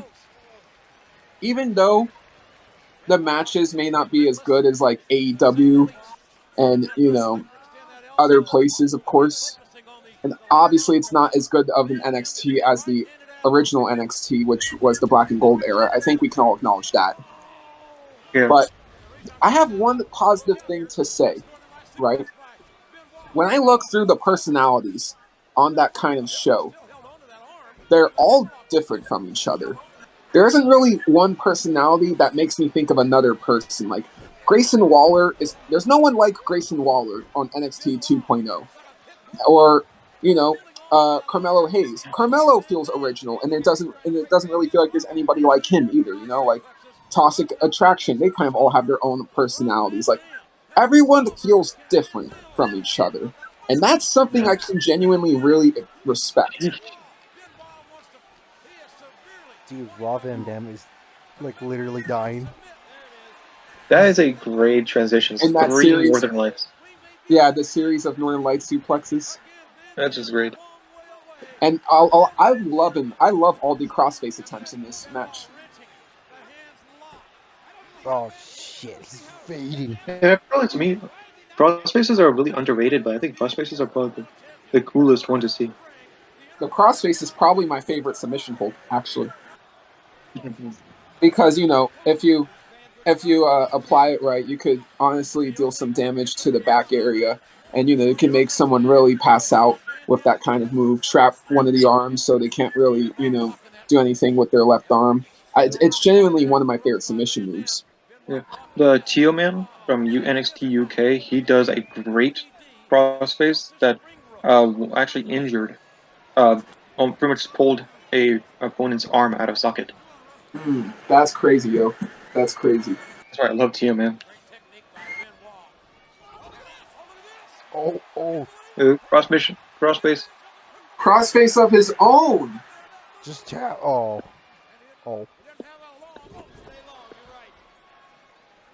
Close range drop kick. Yeah. Dude, Rob. Yeah, back during this time, the Intercontinental Championship had a lot more prestige and respect than it does now, in my personal opinion. Well, Gunther has it right now. I see that. I don't know what he's doing with it, but they put the belts on Bobby Lashley and Gunther at the moment, and I think that they'll slowly bring some prestige to those belts. I think some prestige will be brought to those belts for sure. I just don't know if we'll ever get back to the level of prestige that the IC title was at. The last time I felt the IC title was world title level prestige was SmackDown 2016 when The Miz and Dolph Ziggler feuded over it. They made that belt feel like a world title. Or Dolph Ziggler versus Seth Rollins. Oh yeah, they literally main evented the pay-per-view for the title. So yeah, there's that argument too. But no, yeah. So that was 2018. So think about it. In the past 3.5 years, Rolling Thunder. In the past 3.5 years, the IC title has kind of been irrelevant, unfortunately, and there hasn't even been a title defense since WrestleMania 37, which was actually almost a year and a half ago. Oh. And I'm talking about on pay-per-view, not basic SmackDowns. God It's damn. always brutal to see that. They definitely need to do something. Like, Gunther, I don't know if he should have that title. Like, if anyone, it should be like Sheamus, maybe. I'm gonna be honest with you though. I feel like Gunther with the Intercontinental title makes a lot of sense. Because he's intercontinental, because he is actually European. There you Yeah, go. that too. And plus, I at least want to get Bobby Lashley versus Gunther at Survivor Series out of it. So I'm hoping he can at least hold that belt till Survivor Series. And then if you want to make him drop it after Survivor Series, fine by me. But at least he'll have a decent reign from July till November or December. And I think that's fair enough. And then after that, after that title run, you could possibly have a world title guy in Gunther for 2023. It could. And here's the truth, right? I know we've all been very annoyed by the Gunther name for months, but Gunther himself, he's not annoyed by it at all. Ooh. And honestly, they've been booking the guy really well. He's been looking very dominant. Beautiful 5-star frog splash, by the way, to Yeah. end off that match. Attorney 5-star Fox West. Yeah. But no, like, what I mean though is, like, I guess their booking of Gunther has made me accept the name because it's like, all right, they're making him still look dominant. It still feels like Walter. They haven't really changed him that much. It's just a different name. So as long as they book the guy with prestige like they are right now, I can handle it. Yep, RVD becomes the new IC champion here, brings the belt to Monday Night Raw. What would you rate that match, Chris? Honestly, it was really technical, but I'll give it an 8. It was really good. Let me look at the rating I gave it back then. I think it, yeah, in my mind it was an 8.5. Yeah, it was an 8.5. I gave it 8.5. I give it an 8.5 too. I actually loved the technical style and how these two showed off a lot. It was a slow burner, but a beautiful slow burner. Now Oh God. the The next promo. match is the under. Oh, Never say never. Jesus Christ. Come on. Watch the Intercontinental from now, Intercontinental Championship from now on Raw.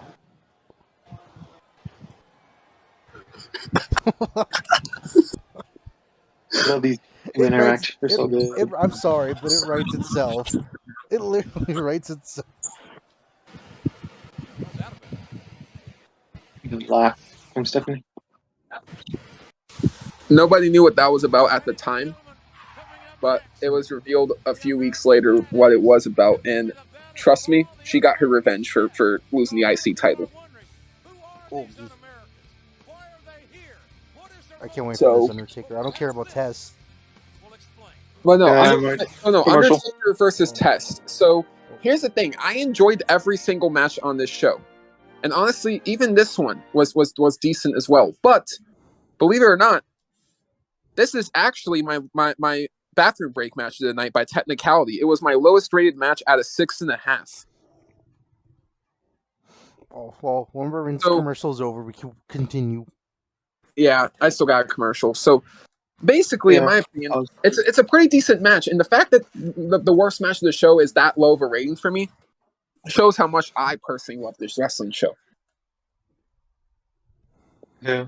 So I feel like it looks good to me because I always love Undertaker. So yeah, we'll see, man. We'll see what. So yeah, but technically, though, this match was kind of considered like a little rest match before the two huge main events, which was going to be Triple H versus HBK and Rock versus Brock.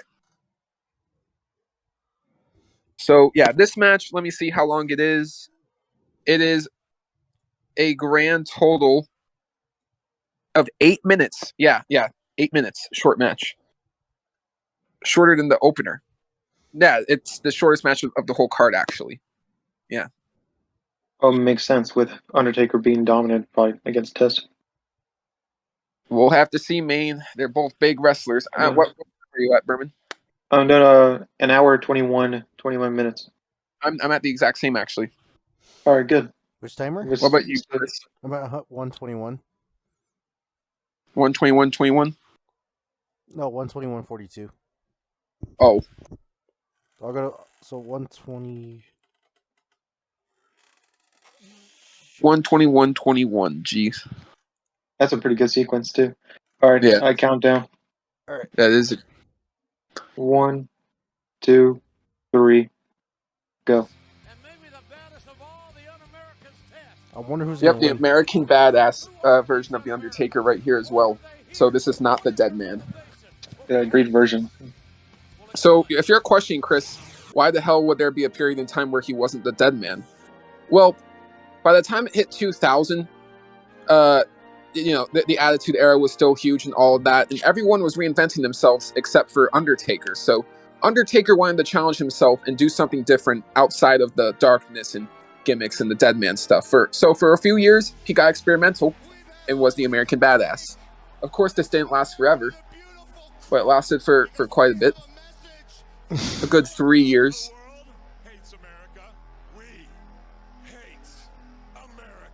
Of course, the American Badass versus the Un-American, it writes itself. That's pretty good. A great U.S. versus Canada match. Simple enough. Yeah, I mean, it's an 80s storyline, but you know what? I don't really see the problem with it in this instance, you know? That's great. It's so cheesy, dude. It is pretty cheesy, but it was fun. It was a fun gimmick.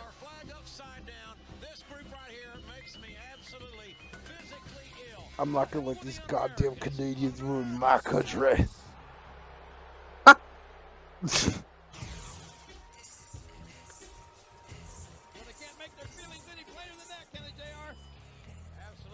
That is like the worst theme song ever. Yeah. Well, he wasn't worthy of a great theme, let's be fair. Test. Whoa. Why test? Yeah, he wasn't really big. He's like a bootleg Triple H. Ouch. I'm just saying, dude. Yeah, he's a test run for WWE because they do this crap ever again. It's crazy that we're already halfway into the show. It's good. Oh. The best theme song.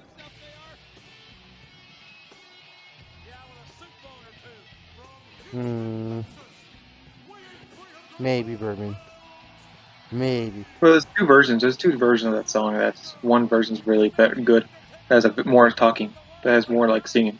Are you talking about his Keep Rolling entrance? If I'm correct, yes, that's one because there's two versions. One that has no singing. There's one that has zero Keep singing. Rolling by Limp Bizkit. Yeah, it's freaking awesome too. Keep rolling. It's funny. Listen to it. Listen, love or hate that band, I don't give a shit. That song is nostalgic to me. Yeah. Bro, Limp Bizkit still goes hard. What you talking about? Yeah, and the lead singer is still going on. His last album sucked. I'm not afraid to say that though. Damn, dude. You gonna diss them live? Limp Bizkit. Now we're never gonna see them live ever again.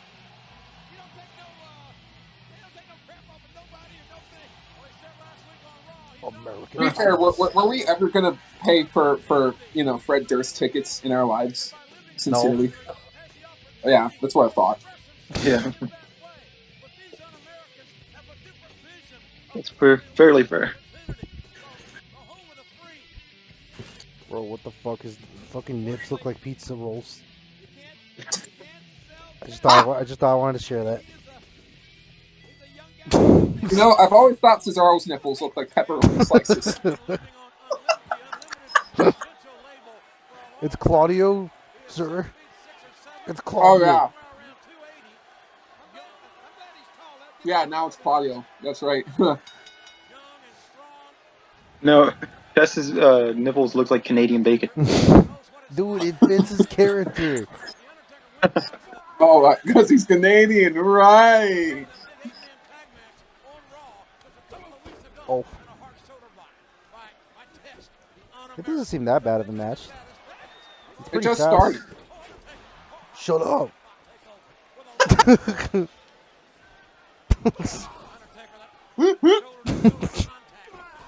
Old school. Oh. Oh, he's kicking his nuts.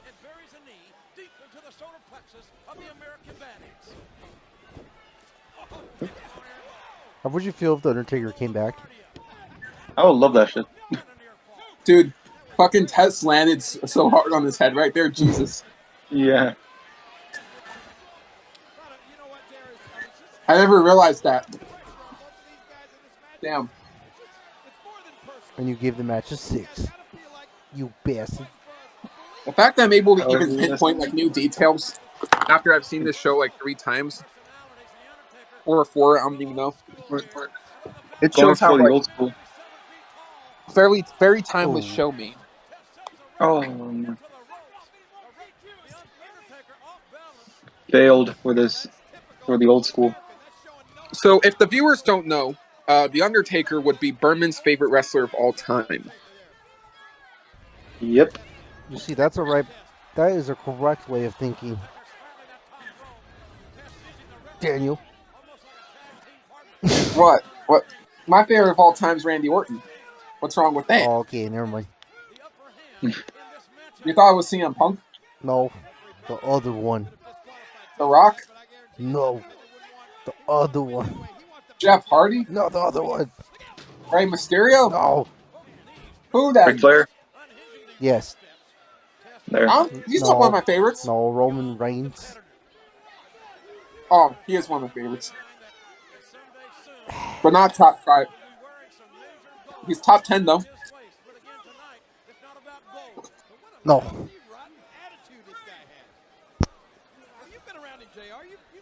JR. You know, the one cool thing I kind of remember from these old wrestling shows? What? There was like a pay-per-view, but it was like, I want to say it was like Y2K, where you could like actually like vote on the matches. Oh, Cyber Sunday. Yeah, there we go. Why they stopped that? I want them to bring that back a lot. Would be very Stuff for awesome to fun. more interaction. Yeah, I want them to bring back Cyber Sunday a lot.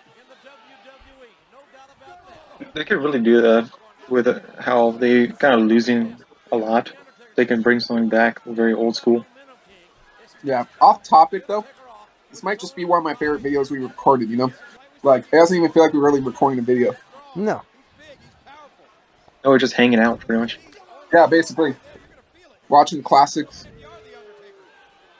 Yeah, just basically talking about wrestling and other stuff. Bro, Tess. He didn't punch him. I saw that. He didn't punch him.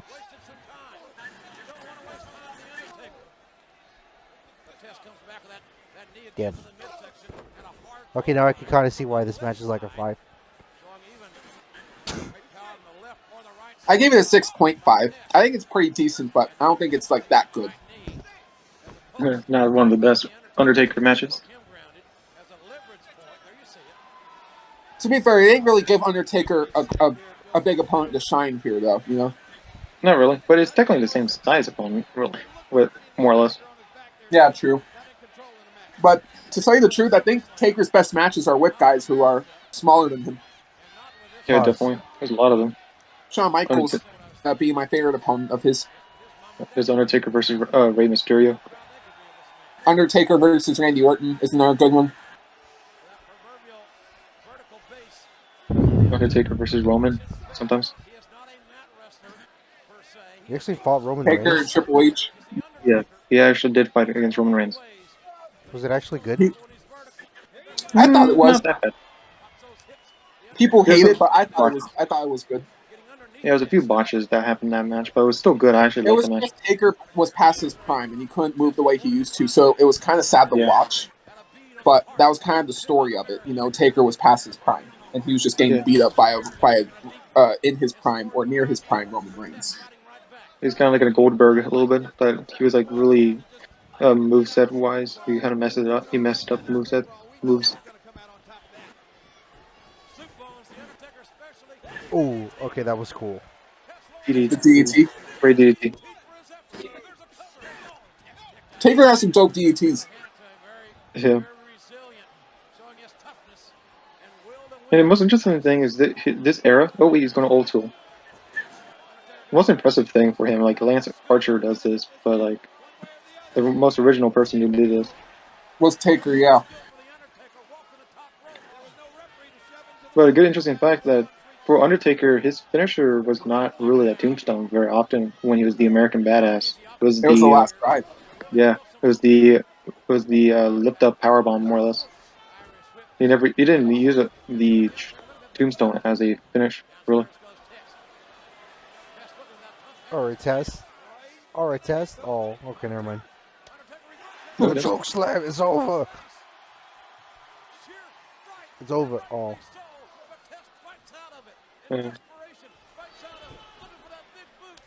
Oh, no, choke slam. Like, it's not a bad match. It's just the weakest on this show. Yeah. Like, it would be like on a regular TV episode. That's how that's my thing. Yeah, you get me. What I'm thinking about this match. Oh, Do it again. Like, it's not bad. It's just the Yeah. weakest one on the show. Oh, and he was the last ride. And there's the Un-Americans. well, that's a DQ right there. What are they doing? They ain't hit him They yet. didn't hit him yet. Yeah. Yeah, so it's just Taker beating the fuck out of both of them.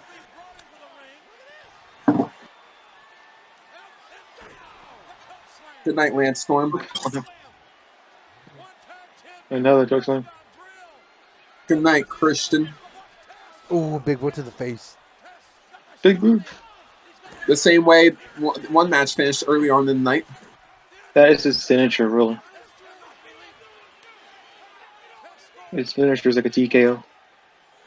Yeah, true. Oh. Is it over for the dead man? Yes, use the table.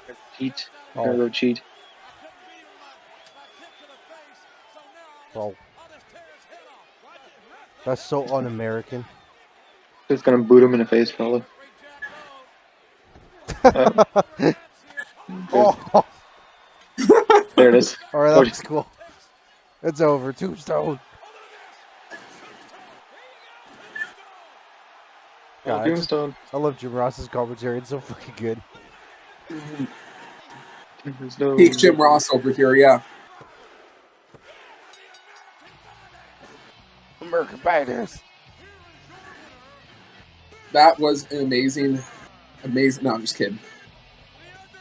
It was an okay match. That was a great ending, though. Yeah. I give this a 6. Yeah, 6.5 for me. What about you, Chris? He's okay. Like a 5. No, like a 5.5. He's gonna hang out with the crowd. The next match is my favorite match of the night. And not just that, it is my favorite match in SummerSlam history. Unsanctioned street fight. Shawn Michaels returning after 4 years of neck and back problems. Battling against his best friend, the man who betrayed him, Triple H. This was a huge test for Michaels to see if he still had what it takes. Yeah. And in my opinion, not only did he have what it takes, I thought he came back better than ever. And we're about to watch, again, not only a classic, but one of the best wrestling matches, in my personal opinion, ever. So, it's a bold statement from me, but it's a statement I think a lot of people would agree with. That's true.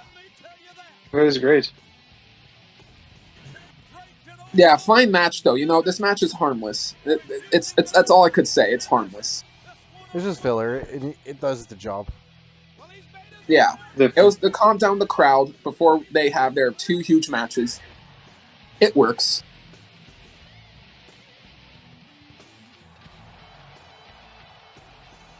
America.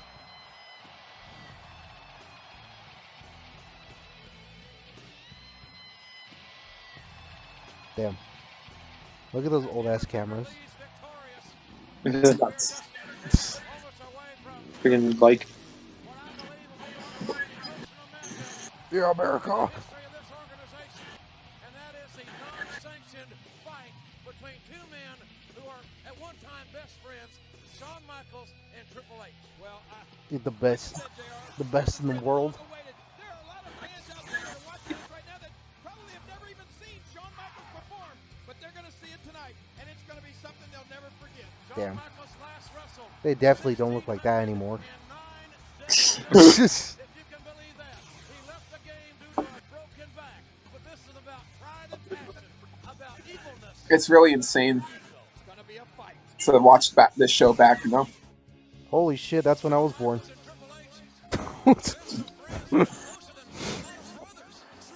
Nice to know that you were the same age as the Brock Lesnar on this. Yes. Oh my god, China. I'm just kidding, Chris. Yes, that is China.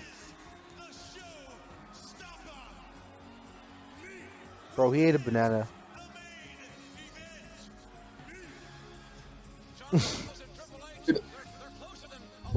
Rewatching Shawn Michaels, bro, you could just watch the Young Bucks and realize just exactly how much they were inspired from Shawn Michaels. Nah, It is nah, dude, I want to hear it. That wasn't even an insult. That wasn't even an insult. That was just me telling the truth. They're different. They're original. Nah, Michaels does the goofy stuff with the colorful gear, the super kicks. Oh, Triple H, no. They were never best friends? That's fucked up. Well, Triple H's reason, he's about to explain it.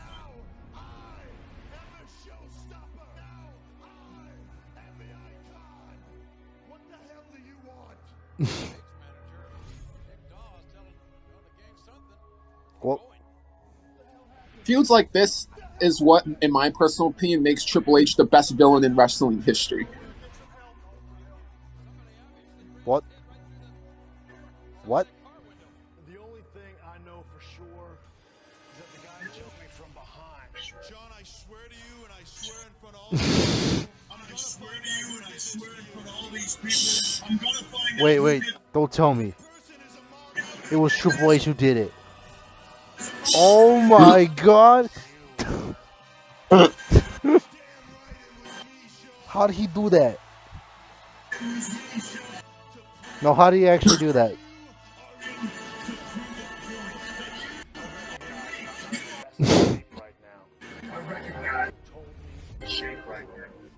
I love this. Dude, just Goldust is like, who the fuck did this? I'm gonna sanction your match at SummerSlam. Officially, sanction your match will It's a street fight.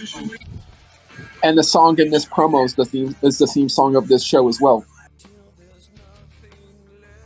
Bro, it's like I'm playing SmackDown vs. Raw 2006. Dude, I miss when pay-per-views actually had theme songs, and not just theme songs that kicked ass like this. Yeah. And this theme was actually created by WWE themselves, which is even more mad to think about. How much they cared about music back then compared to now is just insane. Great. Time. That was a Godsmack. I'll come back stronger. Definitely one of my favorite theme songs for a pay-per-view. So good. Bro, who just hit Steve Austin? That was Brock. Oh. I knew that. Totally. Wait, how old was Shawn Michaels during this time? How old was Shawn Michaels? Yeah. I'll check right now.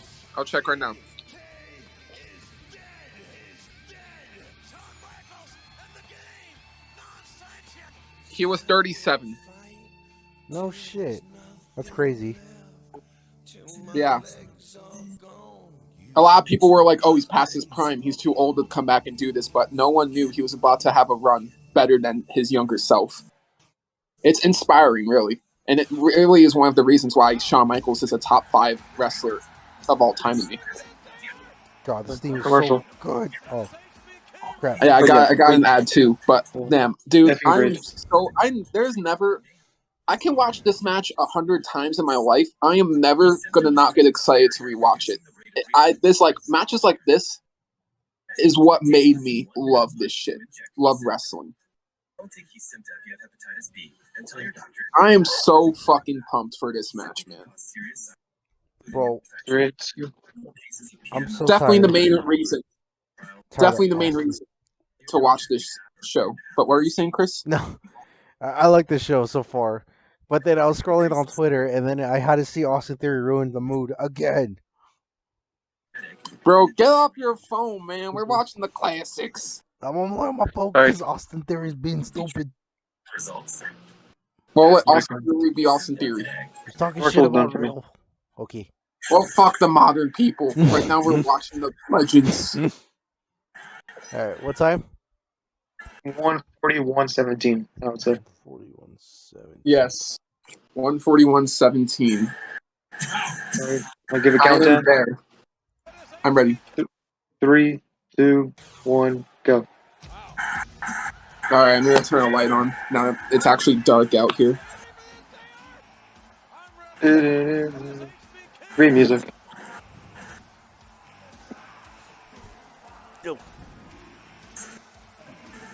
This is the best theme.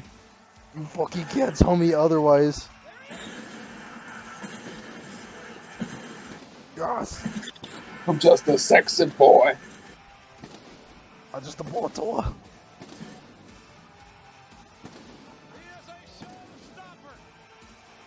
Hell yeah. You said you're 141.51, right?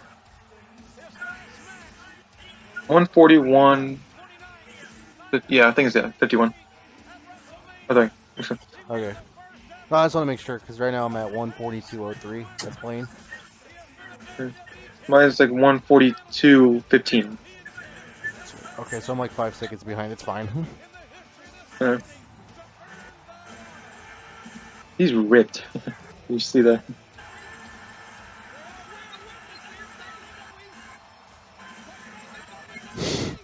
Damn. It's like one hell of an entrance too. Yeah.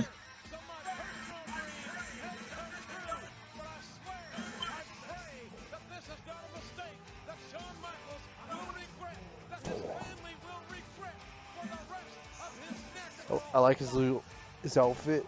It's like a cool throwback. And a face. Yeah.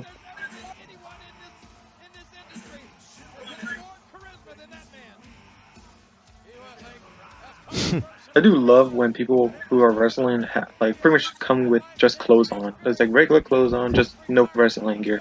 I always love seeing that.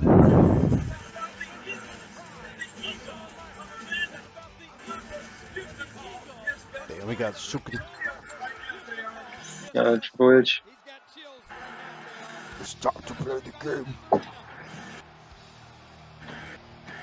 I am back, folks. Hello. Triple H now. Are you ready for the game? Man.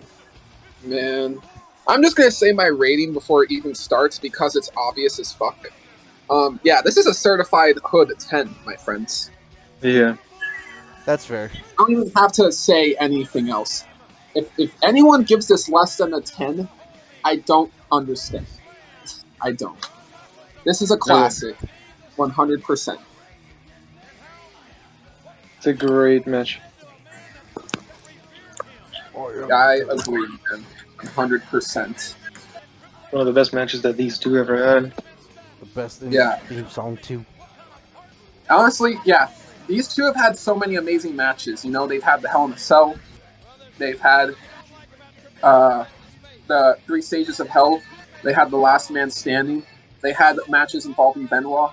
But despite all the classics, this is the classic between the two of them I like the most.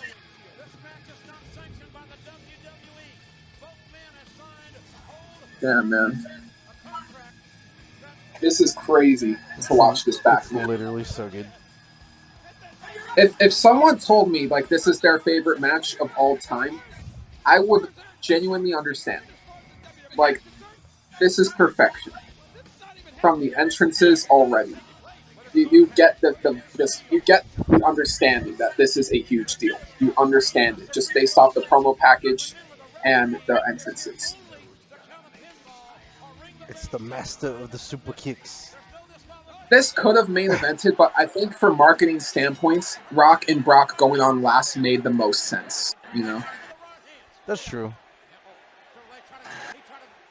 if we're talking match quality, you're going to see it here, Chris. I think this is the better match out of the two, but they're both fantastic, so it really doesn't matter. You know, but That's true. I think in terms of marketing, I think Rock and Brock, that's the main reason it went on last, despite it being for the title as well, because this match genuinely was a huge deal for SummerSlam 02. It should have just been the final match, but like you say, I get it. And they really cared about making Brock, you know, one of their next big main eventers. So he needed the main event in order for that to, you know, be established as well.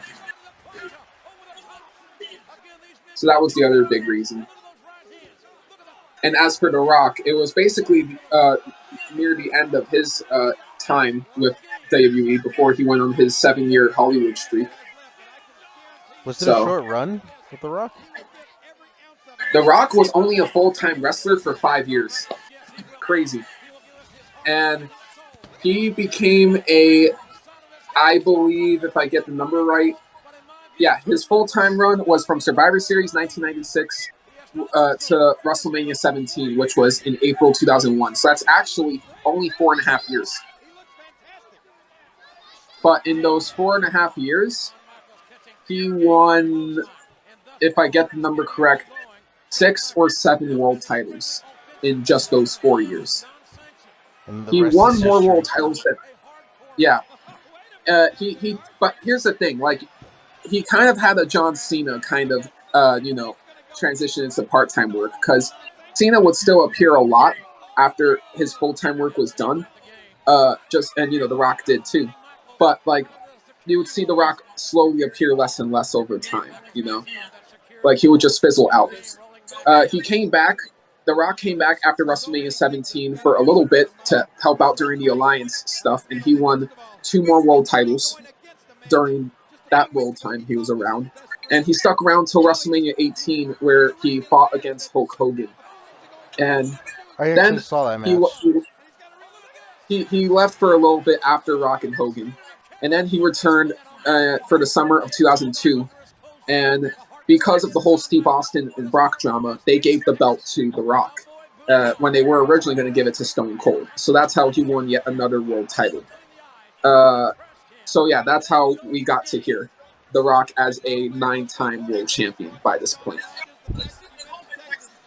Yeah, so he won 6 world titles in his full-time run and 3 in his part-time run. That's pretty impressive, you know. By this point, he was about to hit 6 years as a wrestler. So yeah, considering how short of a time period The Rock actually wrestled, he accomplished so goddamn much. And that is actually my main reason for regarding him as the best wrestler of all time. Despite being, the most known. Because think about it, 4.5 years to do all of that shit, almost 6 years to do all of that shit by this point is absolutely impressive. The issue was, again, by this point, the wrestling fans, the hardcore wrestling fans, were not happy with The Rock because he was becoming such a huge Hollywood actor, and they were starting to believe The Rock kind of used the wrestling business so he could blow up in Hollywood, So crowds were booing him despite him being a face. And despite Brock being a heel, people thought he was just cool as shit, because he was one of those young guys on the come up just dominating everybody. So even though Brock was a dominant heel, he was getting cheered by everybody. So that was the main issue heading into the main event. It was that The Rock was getting booed despite being a face, and Brock was getting cheered despite being a heel. It's a great match with all these two. These two always have great matches in general. Yeah.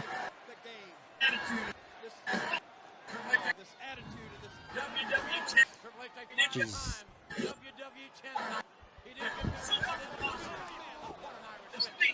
Shawn Michaels. Yeah, and The Rock, and even though Brock may be the young one in the match, The Rock was quite young too. The Rock was only 32 years old in this match. So you're telling me I could take on The Rock? I guess so. Yes. You probably might lose that. Wait, Maybe. is he 30? Is he 32 or is he young? Check. Oh, he did not. No, I'm mistaken. The Rock was only 30 during this match. Yeah, because I remember it before.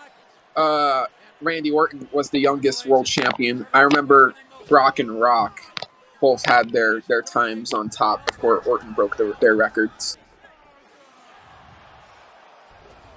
Oh man, Triple H was quite vicious in this match. Jake, just kidding. And same with the other unsanctioned match against Seth Rollins. Yeah, and if you're wondering, why is Triple H targeting the back and neck area so much? Because what actually made Shawn Michaels have to retire was injuries and issues with his back and neck.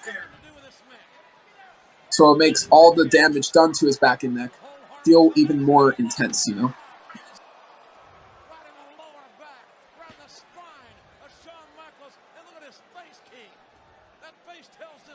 Oh. Oh. Clean shaved Triple H just will always look so weird to me. Oh, it fits. He looks like a caveman. Oh, wait, no, this is Edge.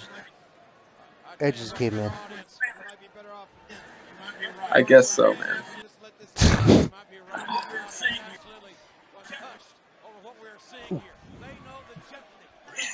Slipknot, we are not your time. Have to represent. No. We're the United Nations. Oh. Triple H. Bro, just spam the super kick. Come on.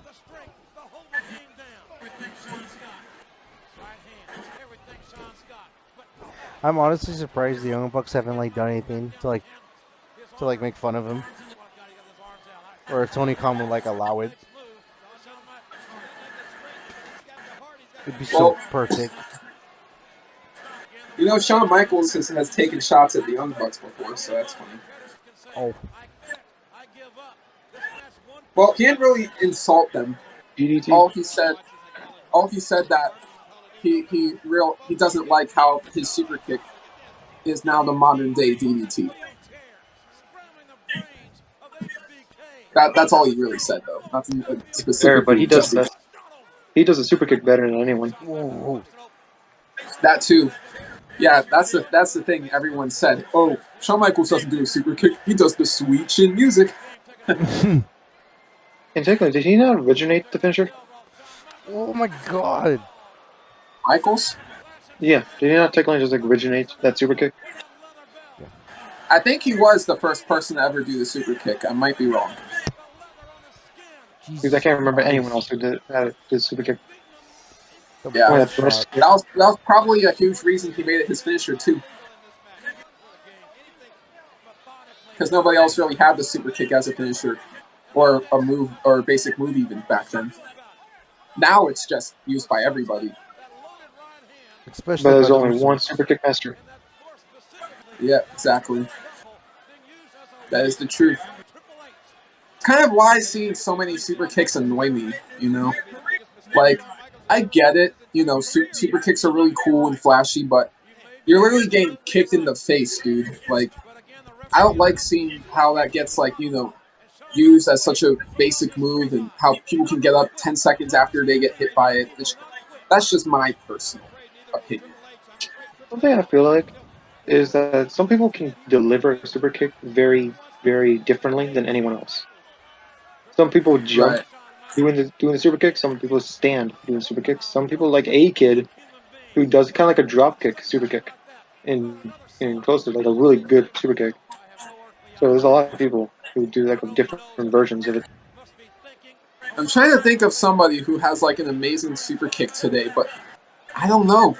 I'm trying to think. I already know Shelton Benjamin's me. The Pack. Yes. Sledgehammer Okay, time. Shelton and Pack might be there.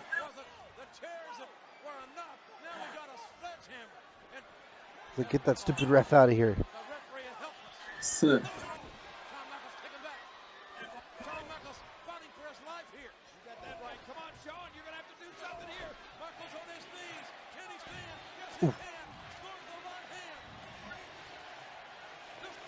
God, dude. It's a classic, man. I know. I just have a smile on my face watching this even today, man. Like this is my cup of tea. This is my shit right here for wrestling when it comes to wrestling. This shit's cinema. Cause no, man, like you actually got a story here, a really different story here at the time, and you really wanted to see Triple H get his teeth kicked in, and you wanted to see Shawn Michaels win. You know, it was the perfect hero versus villain stuff, and that's what inspired rivalries like Owens versus Zayn and Ciampa versus Gargano. You know, this is, in my personal opinion, the best rivalry of all time. Like I know some people will say Stone Cold versus The Rock, or Stone Cold versus Mr. McMahon, or HBK versus Bret Hart, but there's just something about these two, you know? There's just something about these two, to me at least, that just created so much magic and so much emotion. And every single match these two had together were classics, and I mean classics. There was no such thing as a bad Triple H and Shawn Michaels match, or bad Triple H and Shawn Michaels segment, you know? Everything they did together was just perfection, in my personal opinion. This is my favorite rivalry of all time right here. Even the ref is so good in this match. He doesn't give a shit. Oh yeah, well, I think that's probably one of the best refs of all time, if we're being quite honest, right there. He's reffed so many matches over the years. Or him or Little Rich? The one in the ring currently. Yeah, I'm saying and Little Rich. Oh yeah. He's a good ref too.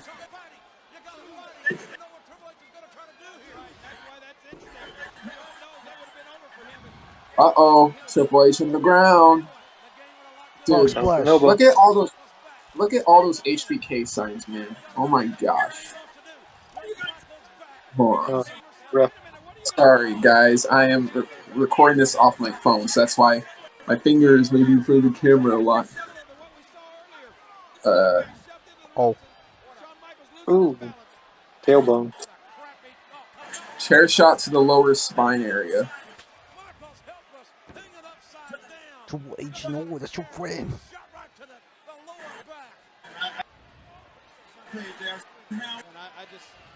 Yeah, like when I'm looking at those signs, the most recurring sign I see the most are like is for HBK in that arena. This was HBK's night, you know. Uh-oh.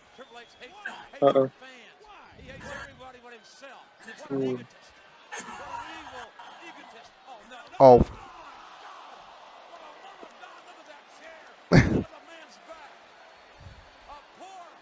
God damn it. Jim Ross is so good at this. My God. That is a human being. Jim makes everything great. He's an healthy.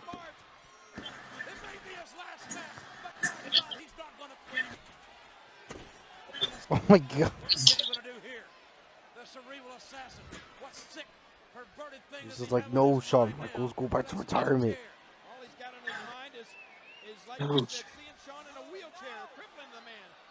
Side slam.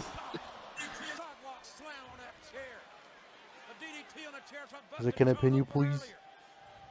I don't know if anyone ever did want it. There's a concerto, but in the lower back.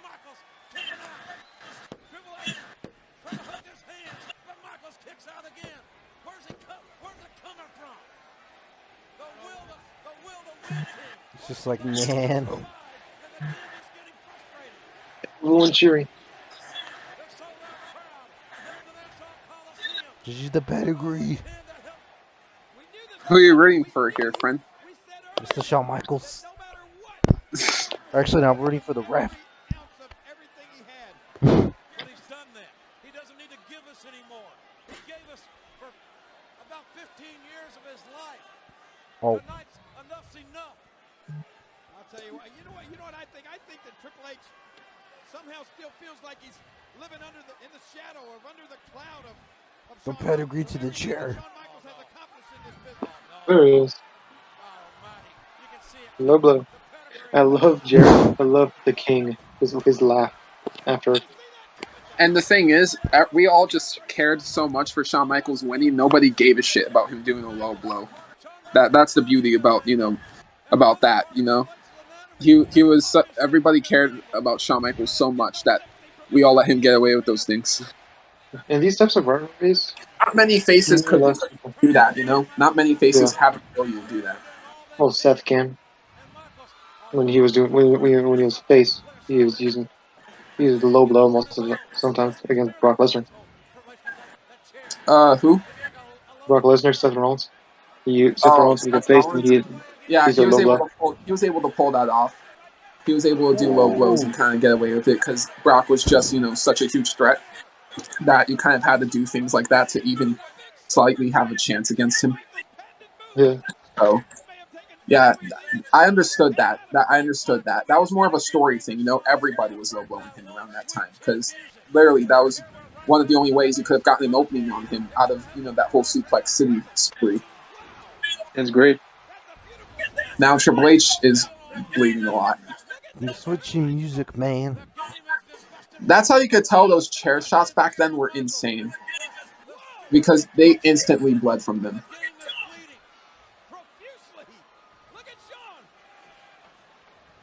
You got I definitely understand why they're banned.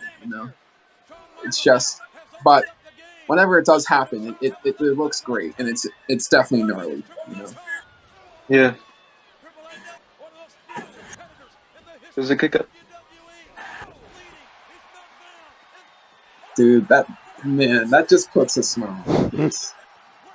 The crowd's in it. The pop off. It's such a small thing, but the fact that this match works so well that it's able to make a small thing work like that. It's such a masterpiece, in my personal opinion. Oh. I feel happy watching this match because I know I'm watching pure wrestling excellence. Definitely. And pretty much a wrestling you will never see again. Yeah. And I love our modern wrestlers. There are a lot of great talents. We can't discount the modern day guys at all, but these guys were on such another level. It's insane to think about. Yeah, that chair shot was just brutal. It was so good though.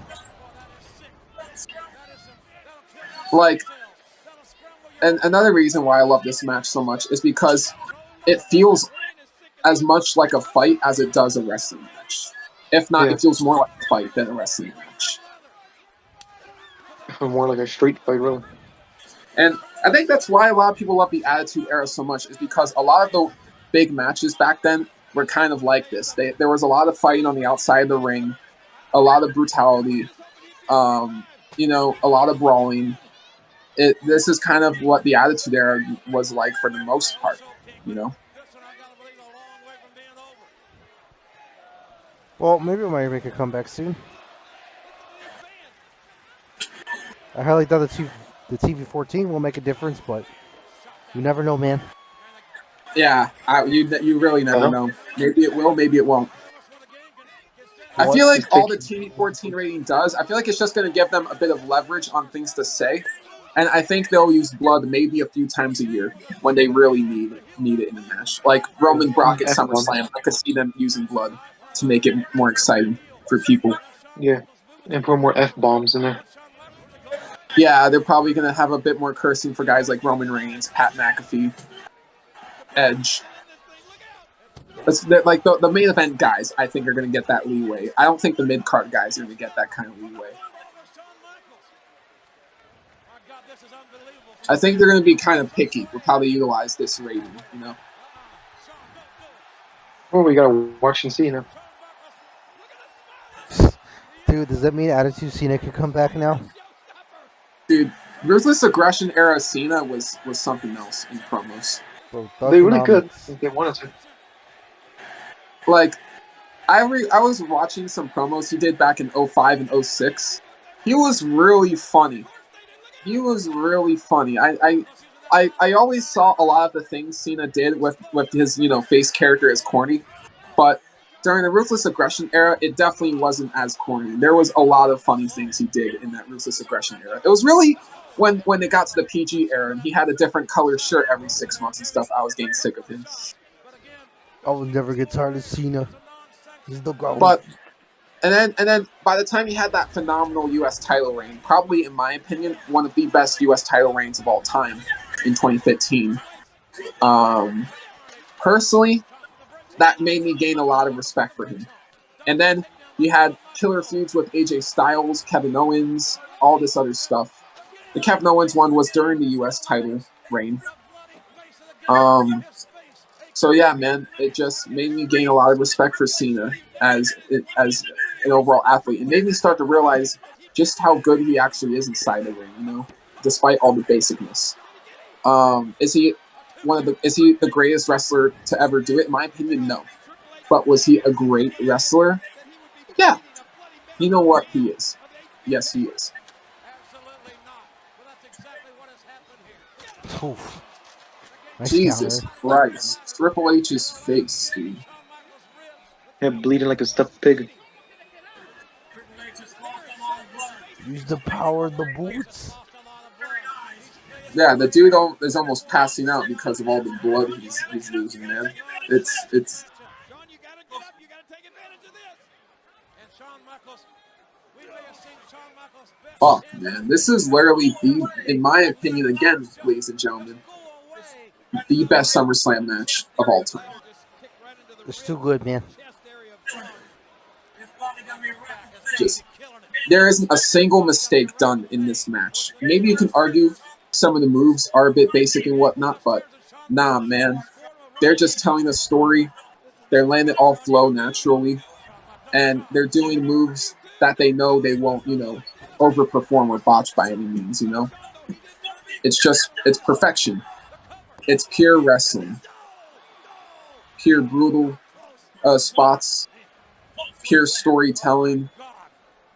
I don't get what else you could want from a match like this.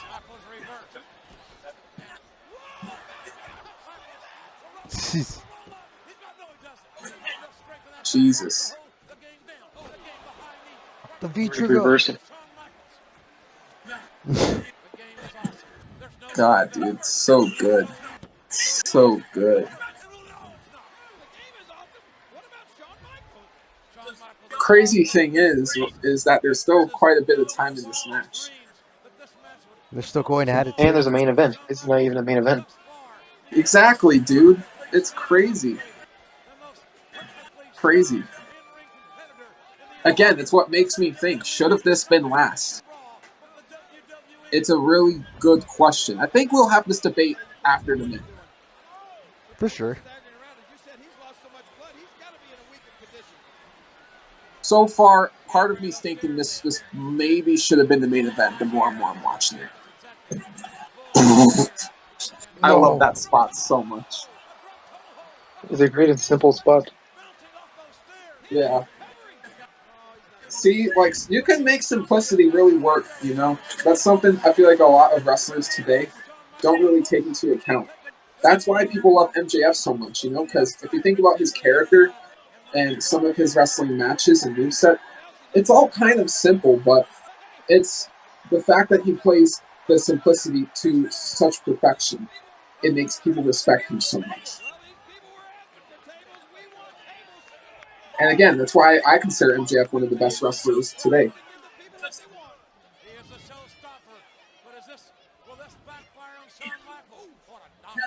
Like, no Triple H, stay down.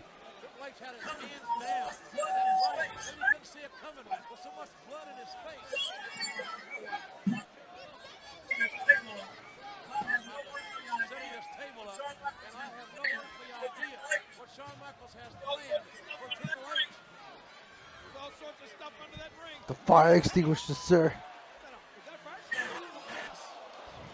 Right to the head. And the game landing on that table. This spot's beautiful too. Oh my God, Shawn. Or doing Sami Zayn's. Oh, sorry, not Sami Zayn. Yeah, Sammy yeah, Guevara. he did the, yeah. Yeah, the loco. See, you see what I mean? How many wrestlers were inspired by Shawn Michaels? It's ridiculous. Oh.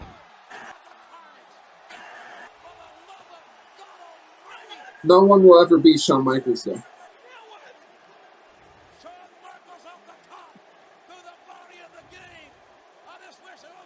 Watching this match just confirms that to me.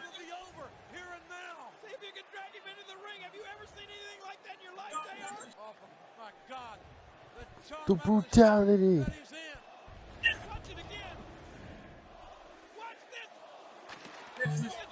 Holy shit chance as well. Great chance to. But it is truly vintage Shawn Michaels. He just throws caution to the wind, no matter what condition his body's in. Two men from Raw, giving us everything in their bodies. Every fiber of their being is on display here.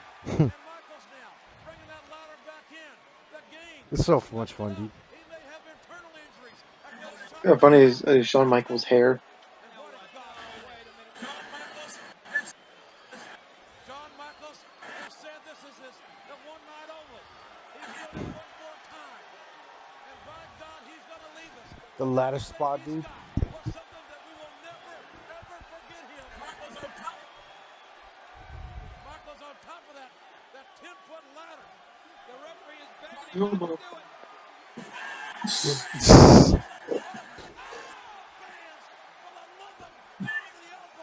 Oh my God. The crowd pop. He's like, it's not done. God, dude. Gotta hit the sweet chin music, man.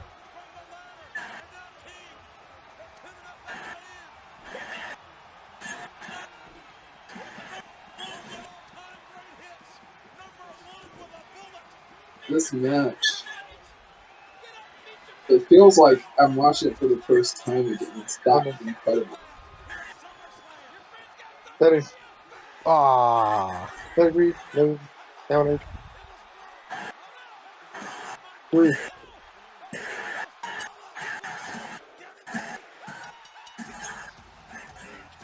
Hell yeah. I kind of wish he would have hit the switch in music. But if he didn't win this way, what happened after wouldn't have really made sense.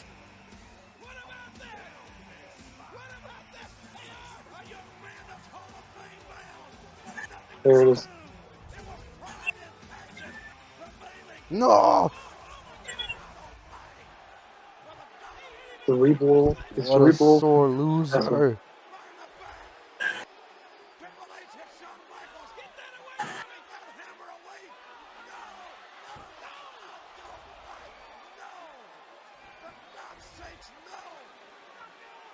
It made sense he didn't hit that sweet chin music on him at the end because he was still conscious, and he had a reason to be. Well, he had a sore loser reason to be mad, you know. That's true. So, rating for this match. A 10. Exactly, ladies and gentlemen, it is a 10. And this led to Shawn Michaels returning at Survivor Series inside the first ever Elimination Chamber match. What happens there? We'll probably have to do a retro rewatch someday. One day or the other.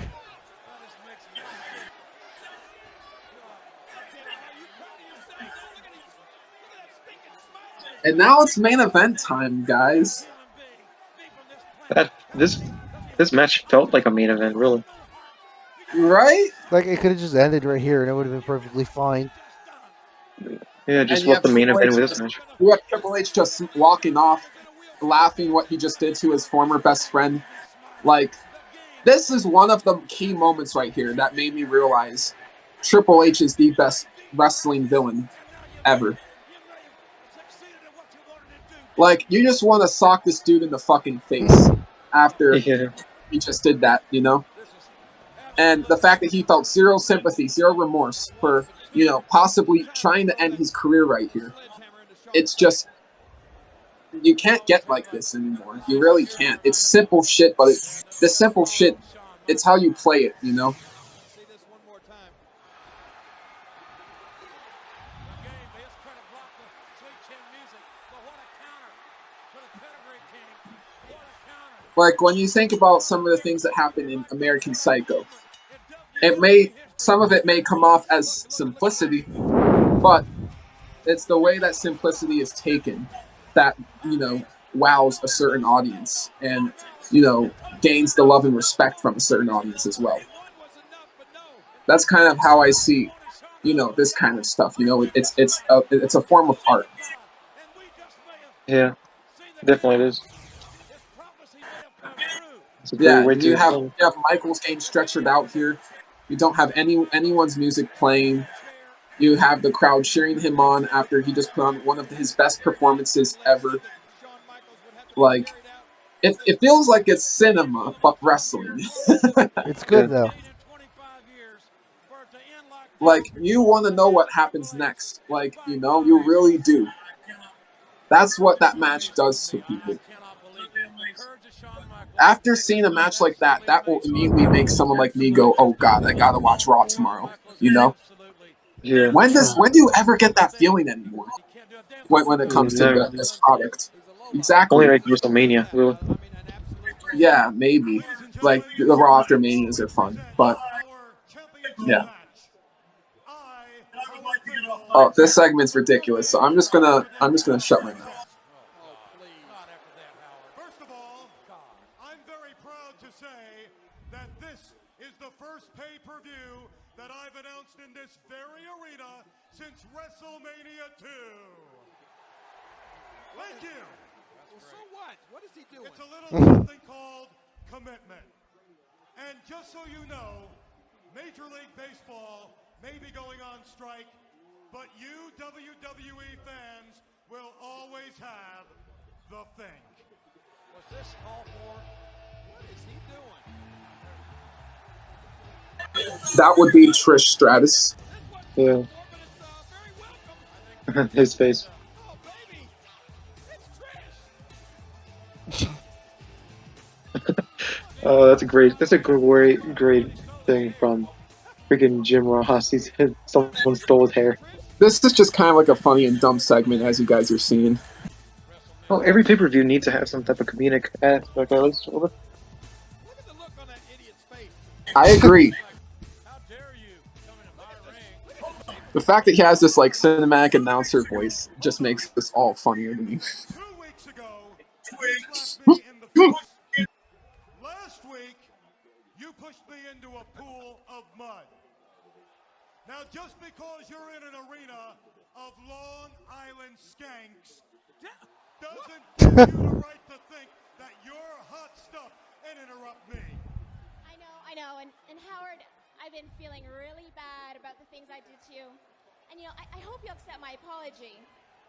But you know, I gotta tell you, I've been sitting there in the back listening to you all night, and I gotta tell you, I never realized until tonight what a sexy voice you have. I'm sorry, what? So, to make it up to you, I got a little surprise. You do? Uh-oh. Oh, wow. Hey, Trish. Hey, don't kiss him. You know, we might have something here. Because I'll tell you, it certainly is a dog-eat-dog world, isn't it? Especially when you've got the puppies. And I've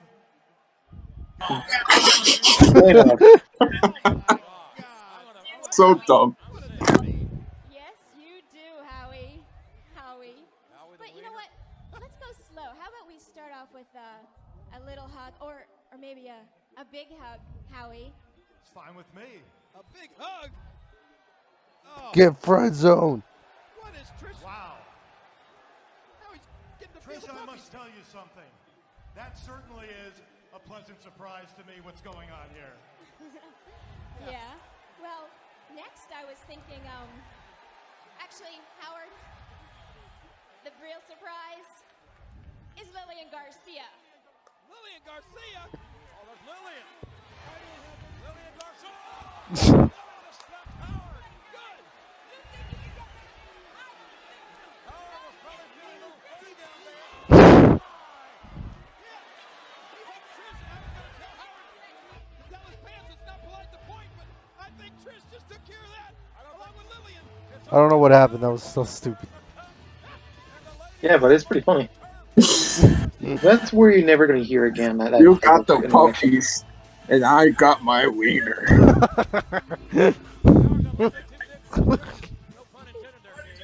Works every time. Works every time. Imagine ever Very saying funny. that to someone and as a way of trying to win them over. If that actually works, that'd be amazing.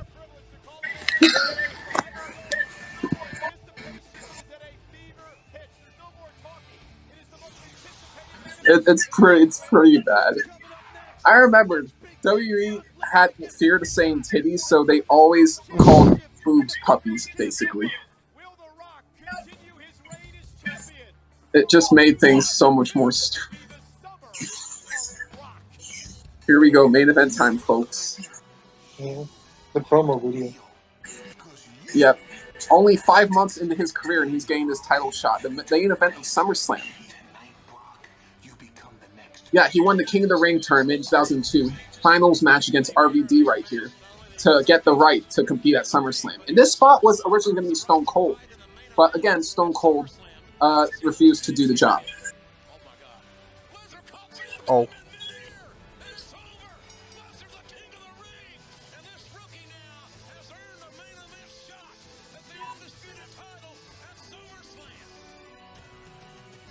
It's Brock Lesnar. The Rock returned for this triple threat against Undertaker and Kurt Angle for the title. Amazing match, by the way. They all hit their finishers on each other and shit.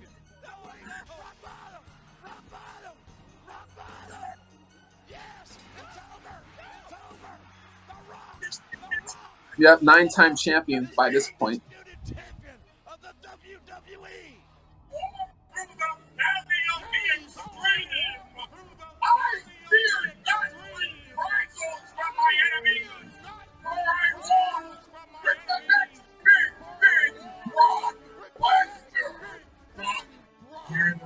Brock Lesnar. F150.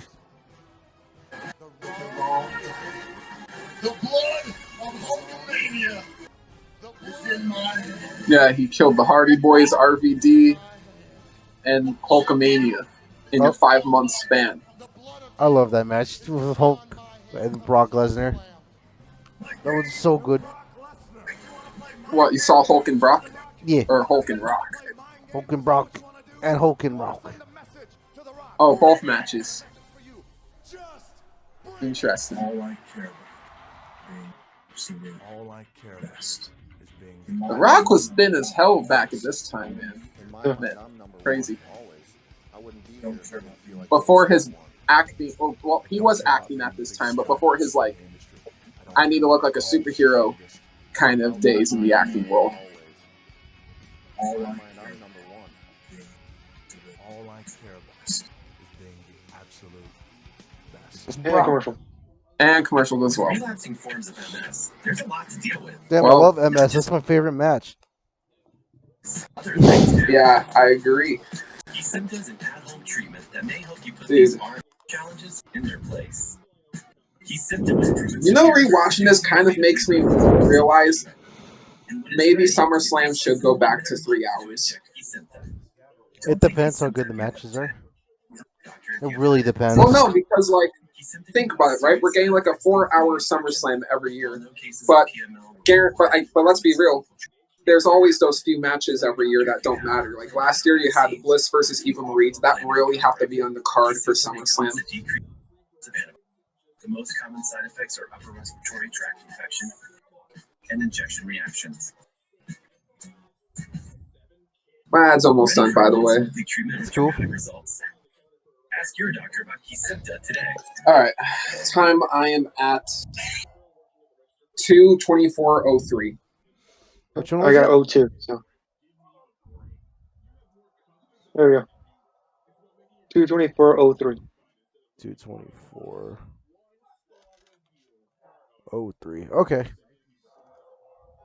You ready? All right, countdown for the main event. Yeah. 3, 2, 1, go.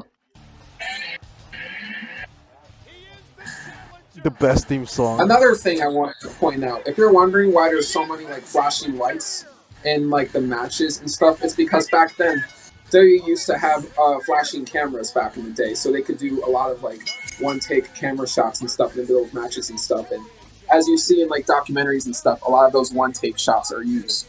Dark Side of the Ring uses a lot of one-take shots from back in the day, and part of that definitely makes me miss, you know, flashing camera shots, but considering technology's become so advanced, there's really no need for them.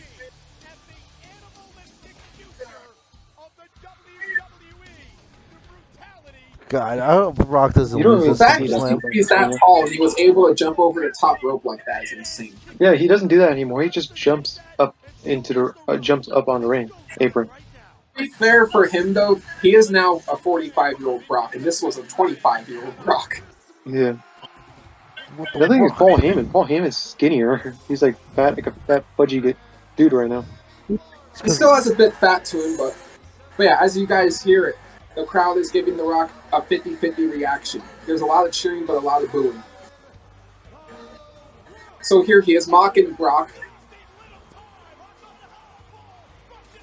And yeah, they skip the introductions and stuff. Brock says, fuck it. We need to get this fight on. So he runs in the ring. Yes! Hit him again!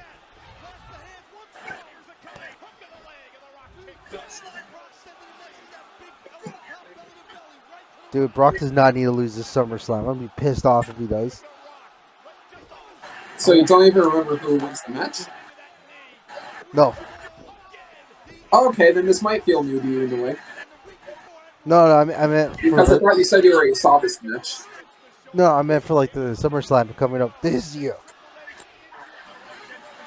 Oh, Brock better not lose to Roman? You fucking better not. The Beast is dead. Yeah, I would say the same thing. I would agree. Roman's getting stale. Let Brock win. But is Roman getting stale Roman's fault, though? Yes. No. I think it's just card. It's just matches for him. The booking. I will say, I think if Roman retains and fights Drew, that should be a pretty good match. In the UK. I think Theory cashes in on Drew McIntyre, though.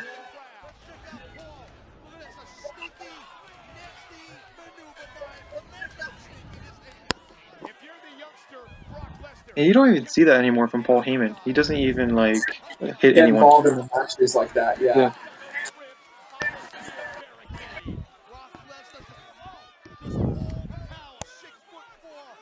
This is peak Brock.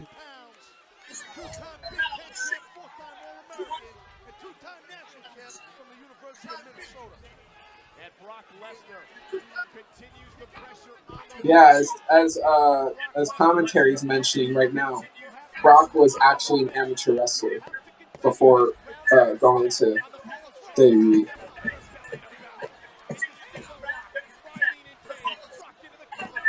He's big, mean, and scary. Brock is just another different kind of athlete, man. I give Brock a lot of shit for his kind of matches, but it's because I know that he can do better, you know, than you know, when he's at his laziness. And when he's at his best, Brock is really on another level.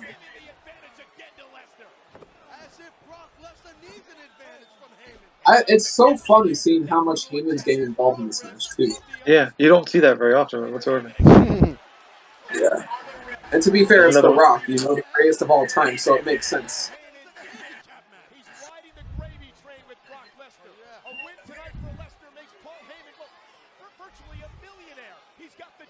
I'm loving it.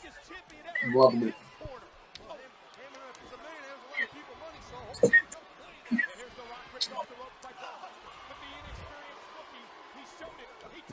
scoop. Oh.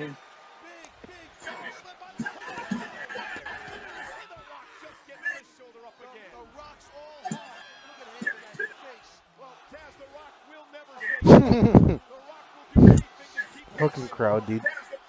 You suck, Rock. Rocky sucks. So, no, you see what I mean, though? The crowd was not feeling The Rock at this time.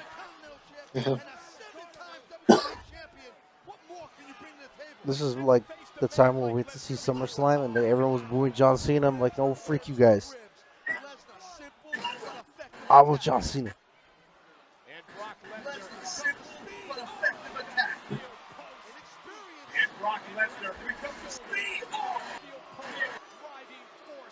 Why is it called Brock Lesnar? It should be Rock Lesnar. Oh. That was so dumb.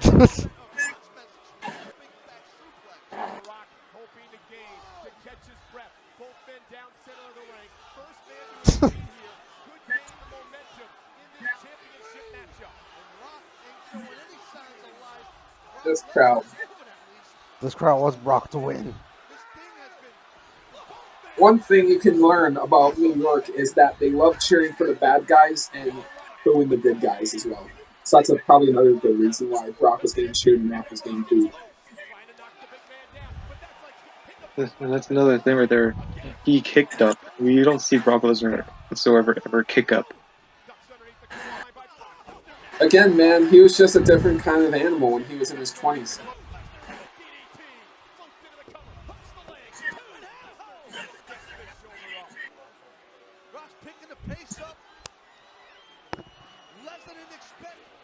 He's going for the Rock attack.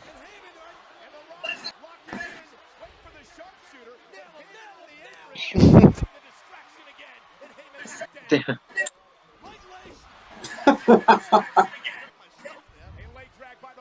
That's really off-putted. Dragon screw. That was a little bit of an awkward dragon screw, but it looks good at the same time.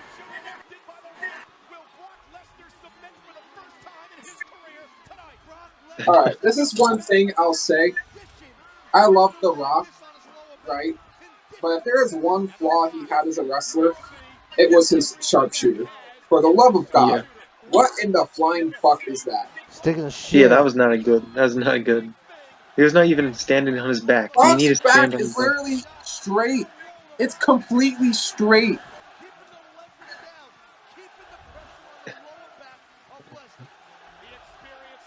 He's not bending. He's not sitting. Like, he's got the squat right, but, dude, you're not even, like, putting Brock in a position where he's really, getting hurt that much. At least just from the looks of it. It just does not look like a good sharpshooter. That's the only issue The Rock ever had in my opinion. It was his sharpshooter. It's like, I'm getting tired of you, Paul Heyman.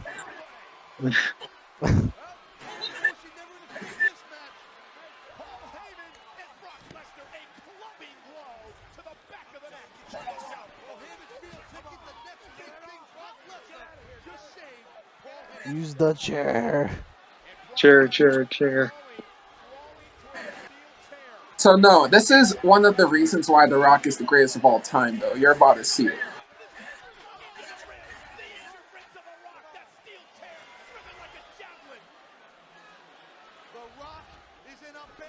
It doesn't happen quite yet, but you'll see later in this match. Something that The Rock does that was really, really smart.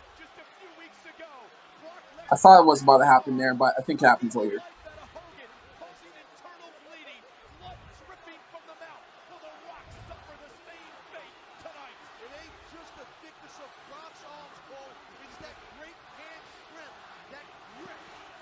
More chanting, Rock. You suck. Yeah. See, you see some Rock signs, and there are definitely some Rock fans in there, but the majority of that crowd is behind Rock. Everybody just don't like that he's probably gonna make an actor. Yeah, that was the main reason. They felt like he used wrestling for Hollywood.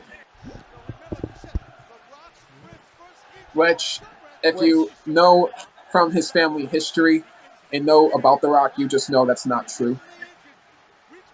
to this day, he's prideful about being a wrestler. His show, Young Rock, the majority of it is actually involving him telling the story of his wrestling career more than anything else, actually.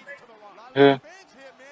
So The Rock cares about wrestling, honestly, just about as much as he cares about a lot of things in life.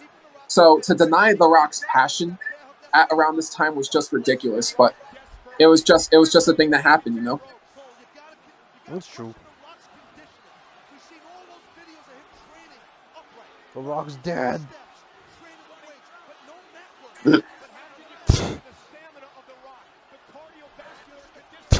He's taking all the air out of him with that bear hug.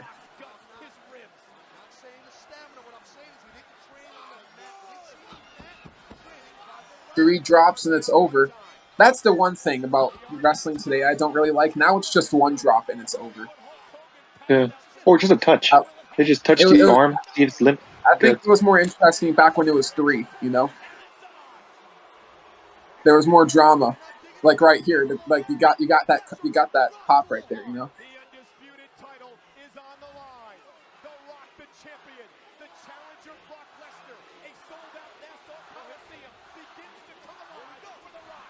Rocky Brock. Now look at them switch up. They're chanting Rocky. Yeah. Fickle fans. That's you. But that's how you know he's that great, you know? He just shuts up his critics. But don't worry, they go back to chanting Rocky sucks in a little bit. Ooh, low blow. But yeah, so he noticed that the crowd chanted Rocky sucks. So now he said, okay, time to switch it up. Y'all want to boo me? I'm going to give you a reason to boo me.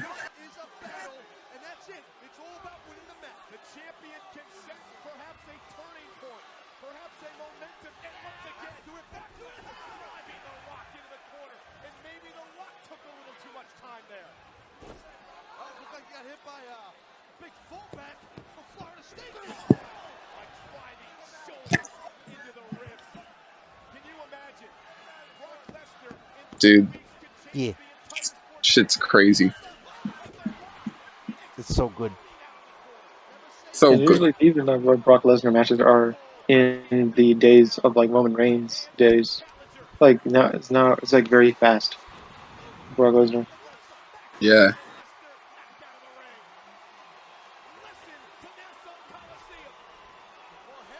Man, it's crazy.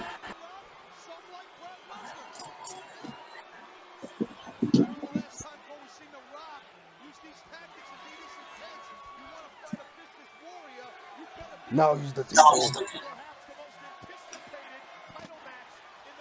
It's the main event, so there's no more matches left, so they gotta break that table.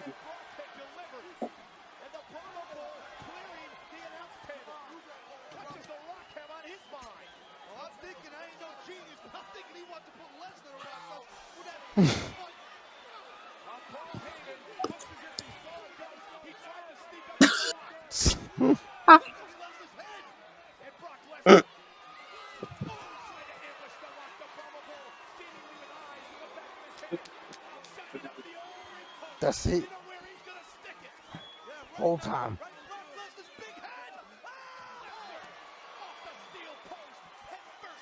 Launch, Jesus. That was quite the jump from Brock. Uh-oh. Yeah, this table spot might be one of the funniest things ever.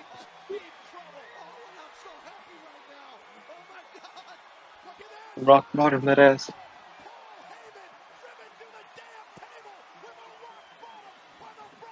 Goodbye, Paul Heyman. Goodbye, Paul Heyman's bald spot.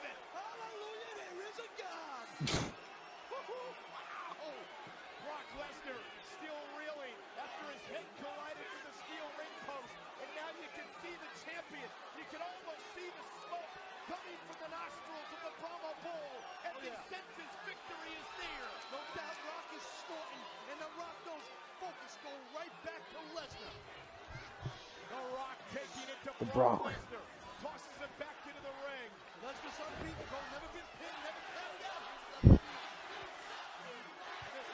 And this is the moment where he left wrestling forever.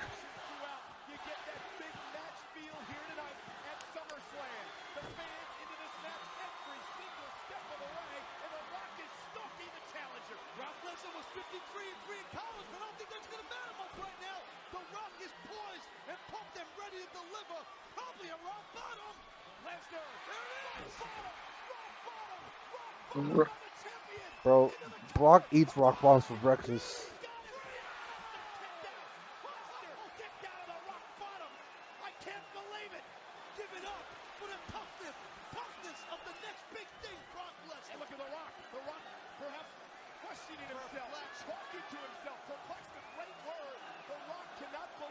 You just gotta hit him again.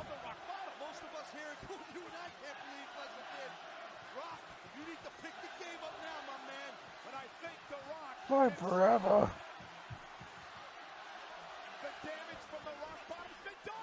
Oh. Oh.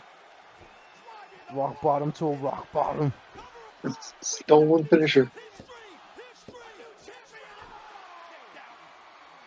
No.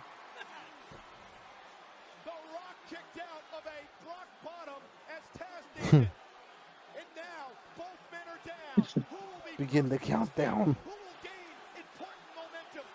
The Brock Bottom. That's a weird name.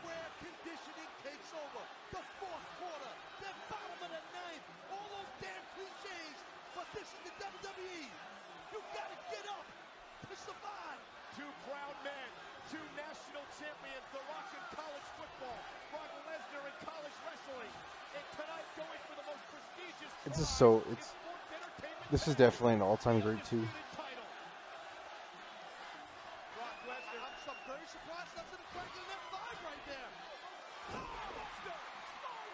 Damn.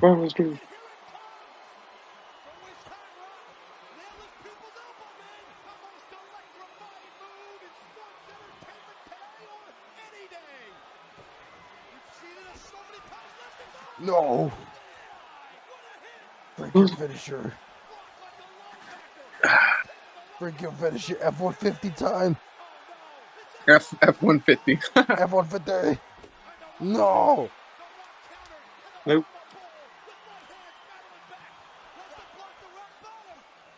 This match, man. Nope. F5. Yeah. And that pop, everyone's cheering.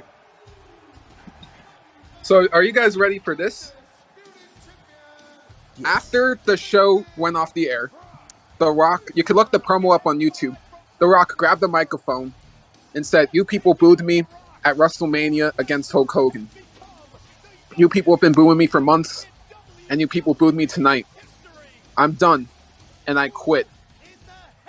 So at the time, it looked like The Rock was done with wrestling forever. Brock won his first world title here. Brock was a made man on this night. But basically, this whole match started the new character of Hollywood Rock, which would, in my personal opinion, be my favorite character from The Rock. Yeah, I remember the music too. The music's great too. So yeah, this match literally turned The Rock heel and Brock face. It was a literal subtle double turn. And that's the beauty of that match as well. It was perfection. So, what would you grade that match, Chris? It's going to go up there. It's definitely a classic. So 10 out of 10. Alongside with Triple H and Shawn Michaels. It's great. What about you, Vermin? I'm gonna go. Yeah, actually, I'm gonna go for a 10 too. I just love how that Paul Heyman spot was just freaking awesome, and it was so good to watch these two fight. Now, before we close off this very fun podcast, I'm going to ask two simple questions. Question number one: out of the last two matches, which match should have gone last?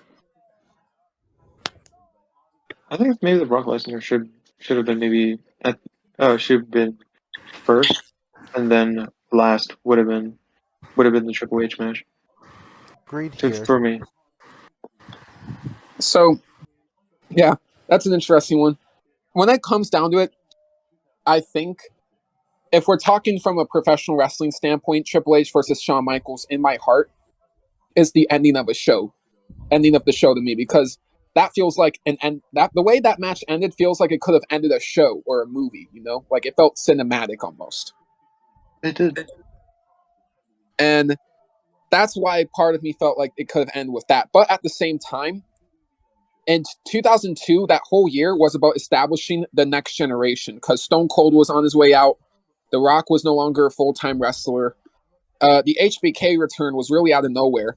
So WWE were really heading into a completely new era, you know? They were in the middle of a transition era in this thing. So they wanted to prove Brock as a star. And yeah, this match 100% did that for Brock. And what it did for The Rock, too, was great because when Stone Cold wasn't willing to do the job for Brock Lesnar, The Rock stepped in and was willing to make Brock the company's next big star. So really, you got to give credit to The Rock here for being one of the bigger men in this business and not giving a shit about politics or anything like that. He'll always put the other wrestler over no matter what. He doesn't care. And he is a class act. And unfortunately, not a lot of wrestlers are like that, but The Rock is someone who is that, noble and that respectful of others. So again, we got to give that shout out to The Rock because he really stepped in and put Brock on that next level when not a lot of people at this time were willing to do it. Very true. Yeah. So give him props for that. 100%. He's one real man. And he thought in his head, I'm going to be doing more movie roles in the first place. Since Austin is on his way out and I'm on my way out, this company needs a new next guy. And he saw and he agreed with the company's vision that Brock could have been that guy. So he just rolled with the plan. And as you see, The Rock put over John Cena in 2013. He put over Stone Cold the multiple times he had to. The Rock never had an issue letting other people beat him, And that's the thing. When you hear stories about the Hulk Hogan's, the Stone Cold Steve Austins, the Shawn Michaels, they always had some sort of backstage politics. But The Rock never did. Just something I want everybody to think about, True. Yeah. And That's completely true. And yeah, so Chris, your opinion now. What match should have gone on last? Oh, I said earlier, definitely the Triple H and Shawn Michaels. They should have won the last to end the show. Now, overall, Berman, I'm going to let you go first. Chris, I'll let you go second. I've already given the podcast, the viewers, my thoughts on this show. I think it is one of WWE's best, not just pay-per-views, but wrestling shows they've ever accomplished. Again, 90% of the competitors on this show were world champions or Hall of Famers, whatever you want to call them. The only three who never won the world title on this show were Lance Storm, Test, and Goldust. So, again, though, just a bunch of people who were hungry for success in around this time, and you could see it. So, yeah, Berman, what are your thoughts on the show? Then ended off with a rating, my friend.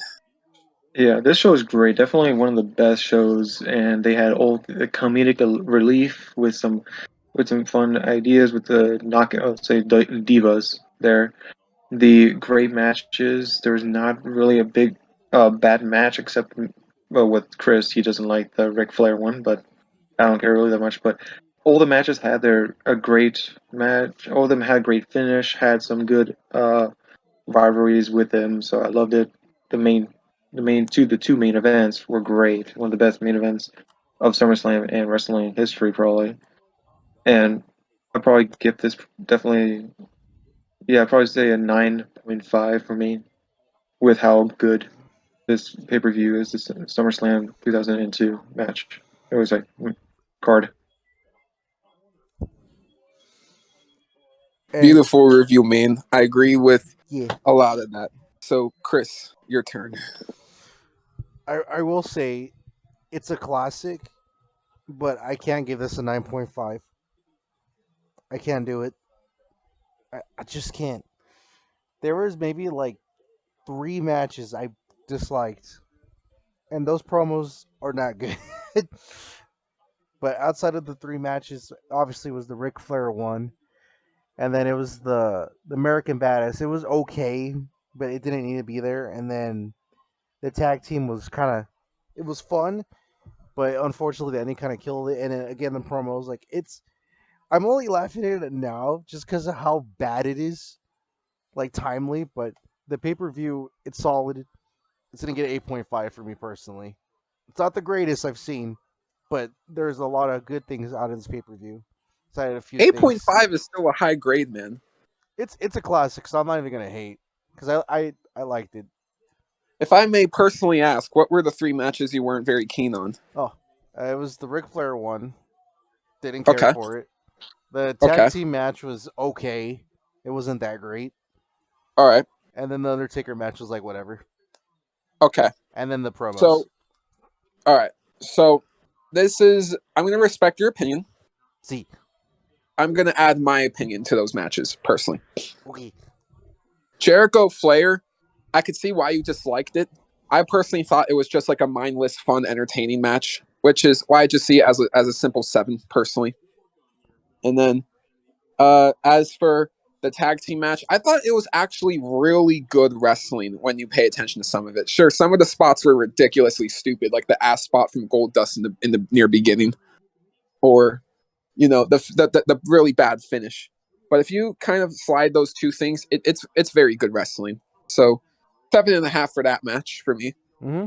Then Taker Test, that's fair. I think it's the weakest match in the card, but I think you still get some decent stuff out of it. And I think the finish was actually great. So I think that's a 6.5 personally. The promos, you know what? There was definitely some corniness in these promos. I'm not even going to deny it, but brand split stuff, nostalgia stuff, I can't really hate on it too much if I'm being personally honest. So, yeah. With that all being said, I think this is the best SummerSlam in history yet again. Again, there are other years people are going to say, like 1992, 2008, 2013. Those are the years that pop up a lot when it comes down to the best SummerSlam of all time.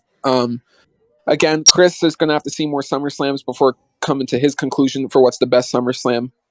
But yeah, man, it's been a really fun stream, if I may say so myself. Indeed. A lot of fun watching good retro wrestling. Yep. So these next 2 Saturdays are current events. Ring of Honor's Death Before Dishonor 2022 is next Saturday on the 23rd, while on the 30th is going to be SummerSlam 2022. Yeah, will either of those shows be as good as the one we just saw? Probably not, but we're not going to try to compare those 2 shows to a show that happened 20 years ago. True enough. Yeah.